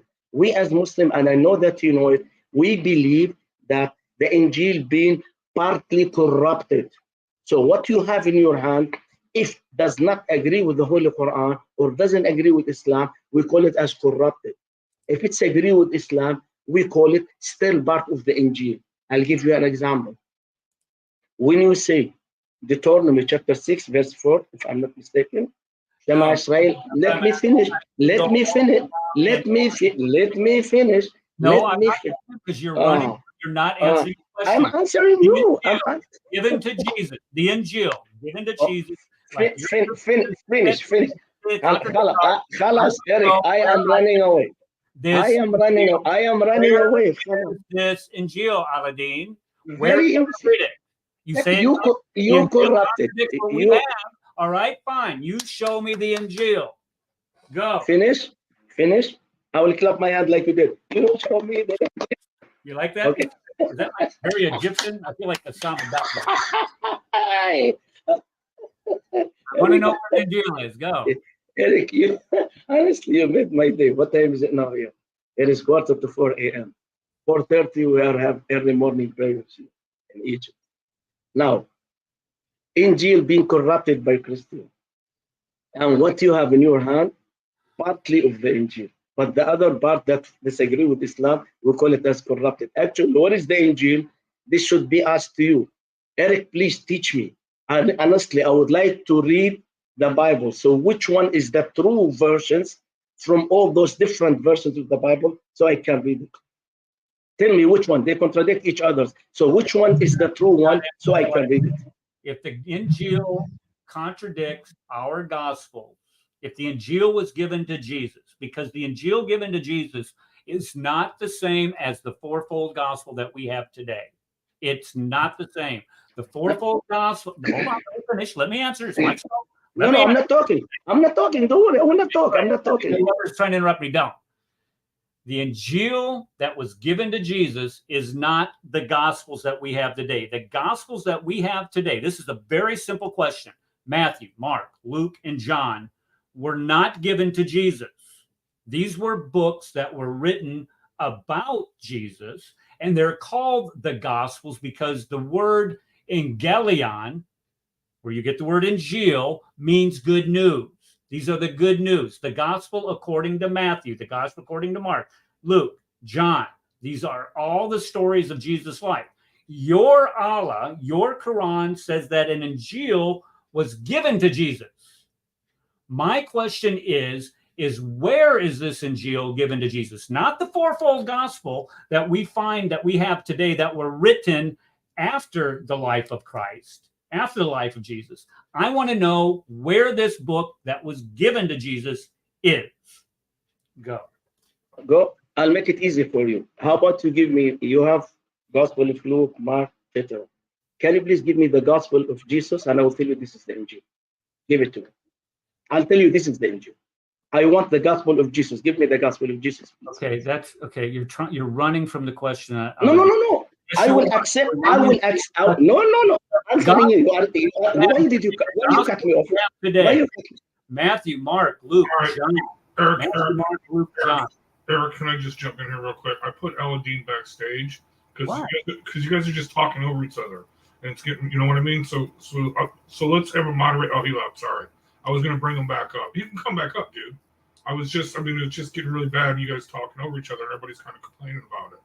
But come back up. But here's the thing, Eric. You don't have to bring the gospel of Jesus. He does. I just wanted to say. That's for the point that I was trying. I'm sorry. No, it's okay. But no, it's just getting really bad. Everybody's like, dude, you know what I mean?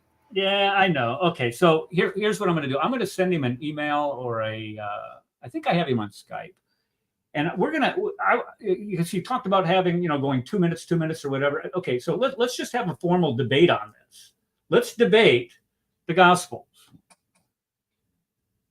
No, come on. That's not true. He said that he was going to bring you right back up. He was just trying to make a point that we were talking over each other and it was hard to understand. And he can't put me backstage because it's my show. He can put you backstage. I have the power, dude. I know. Stop. Okay, so here's what I'll do. Aladdin, I'm going to send you. We're going to set up. I didn't kick you out, dude. It was stop. We're going to do a debate. We're going to debate this, and I'll set up the proposed topic for the debate, and we'll debate this gospel. Where is this God? Where's the Injil? What is the Injil? Where do we find this? And because you keep referring back to this in all of your argumentation here, you keep referring back to the Injil given to Jesus is different. It was that at that time and that time. Okay, fine. You want to make that argument? That's fine. But if you're going to make that argument, you have to do what most people who make arguments do. You have to provide evidence. And that is what we will. Stop with the disrespect, dude. Now, come on. Dude, don't. Stop. I have been more than cordial with you this evening. So please, don't. All right, folks, we are 3 hours into a 2-hour show, and I have been up since the crack of dawn, and I'm going to take off. So next Monday, we'll probably do thanks for telling him, Rad. Next Monday, I'll try to, he said that he can't do it next Monday. So what we'll try to do is we'll try to do something, something in between there, something, I don't know, on some other night of the week. So no one could hear you guys because you were talking over. You see, he doesn't want to listen to that because he knows that what the answer is. He didn't have an answer. He kept running from it. And if he wants to come back up on here, he's going to have to first answer that question. All right, guys, we'll see you next week. Thank you for making this inaugurating. Is that a word? Inaugurating show, the inaugural Monday show of the Crossing the Crescent discussion group, such a success. Everybody that was in chat, thank you so much for chiming in, and everybody else that was on stage. Again, thank you for all of your comments. Cold clothes. Input. What? Cold clothes. Don't forget the cold clothes. What cold clothes? The cold clothes. I don't know cold clothes. Advanced, student, and specialist. That the standard narrative has holes. That's what I'm.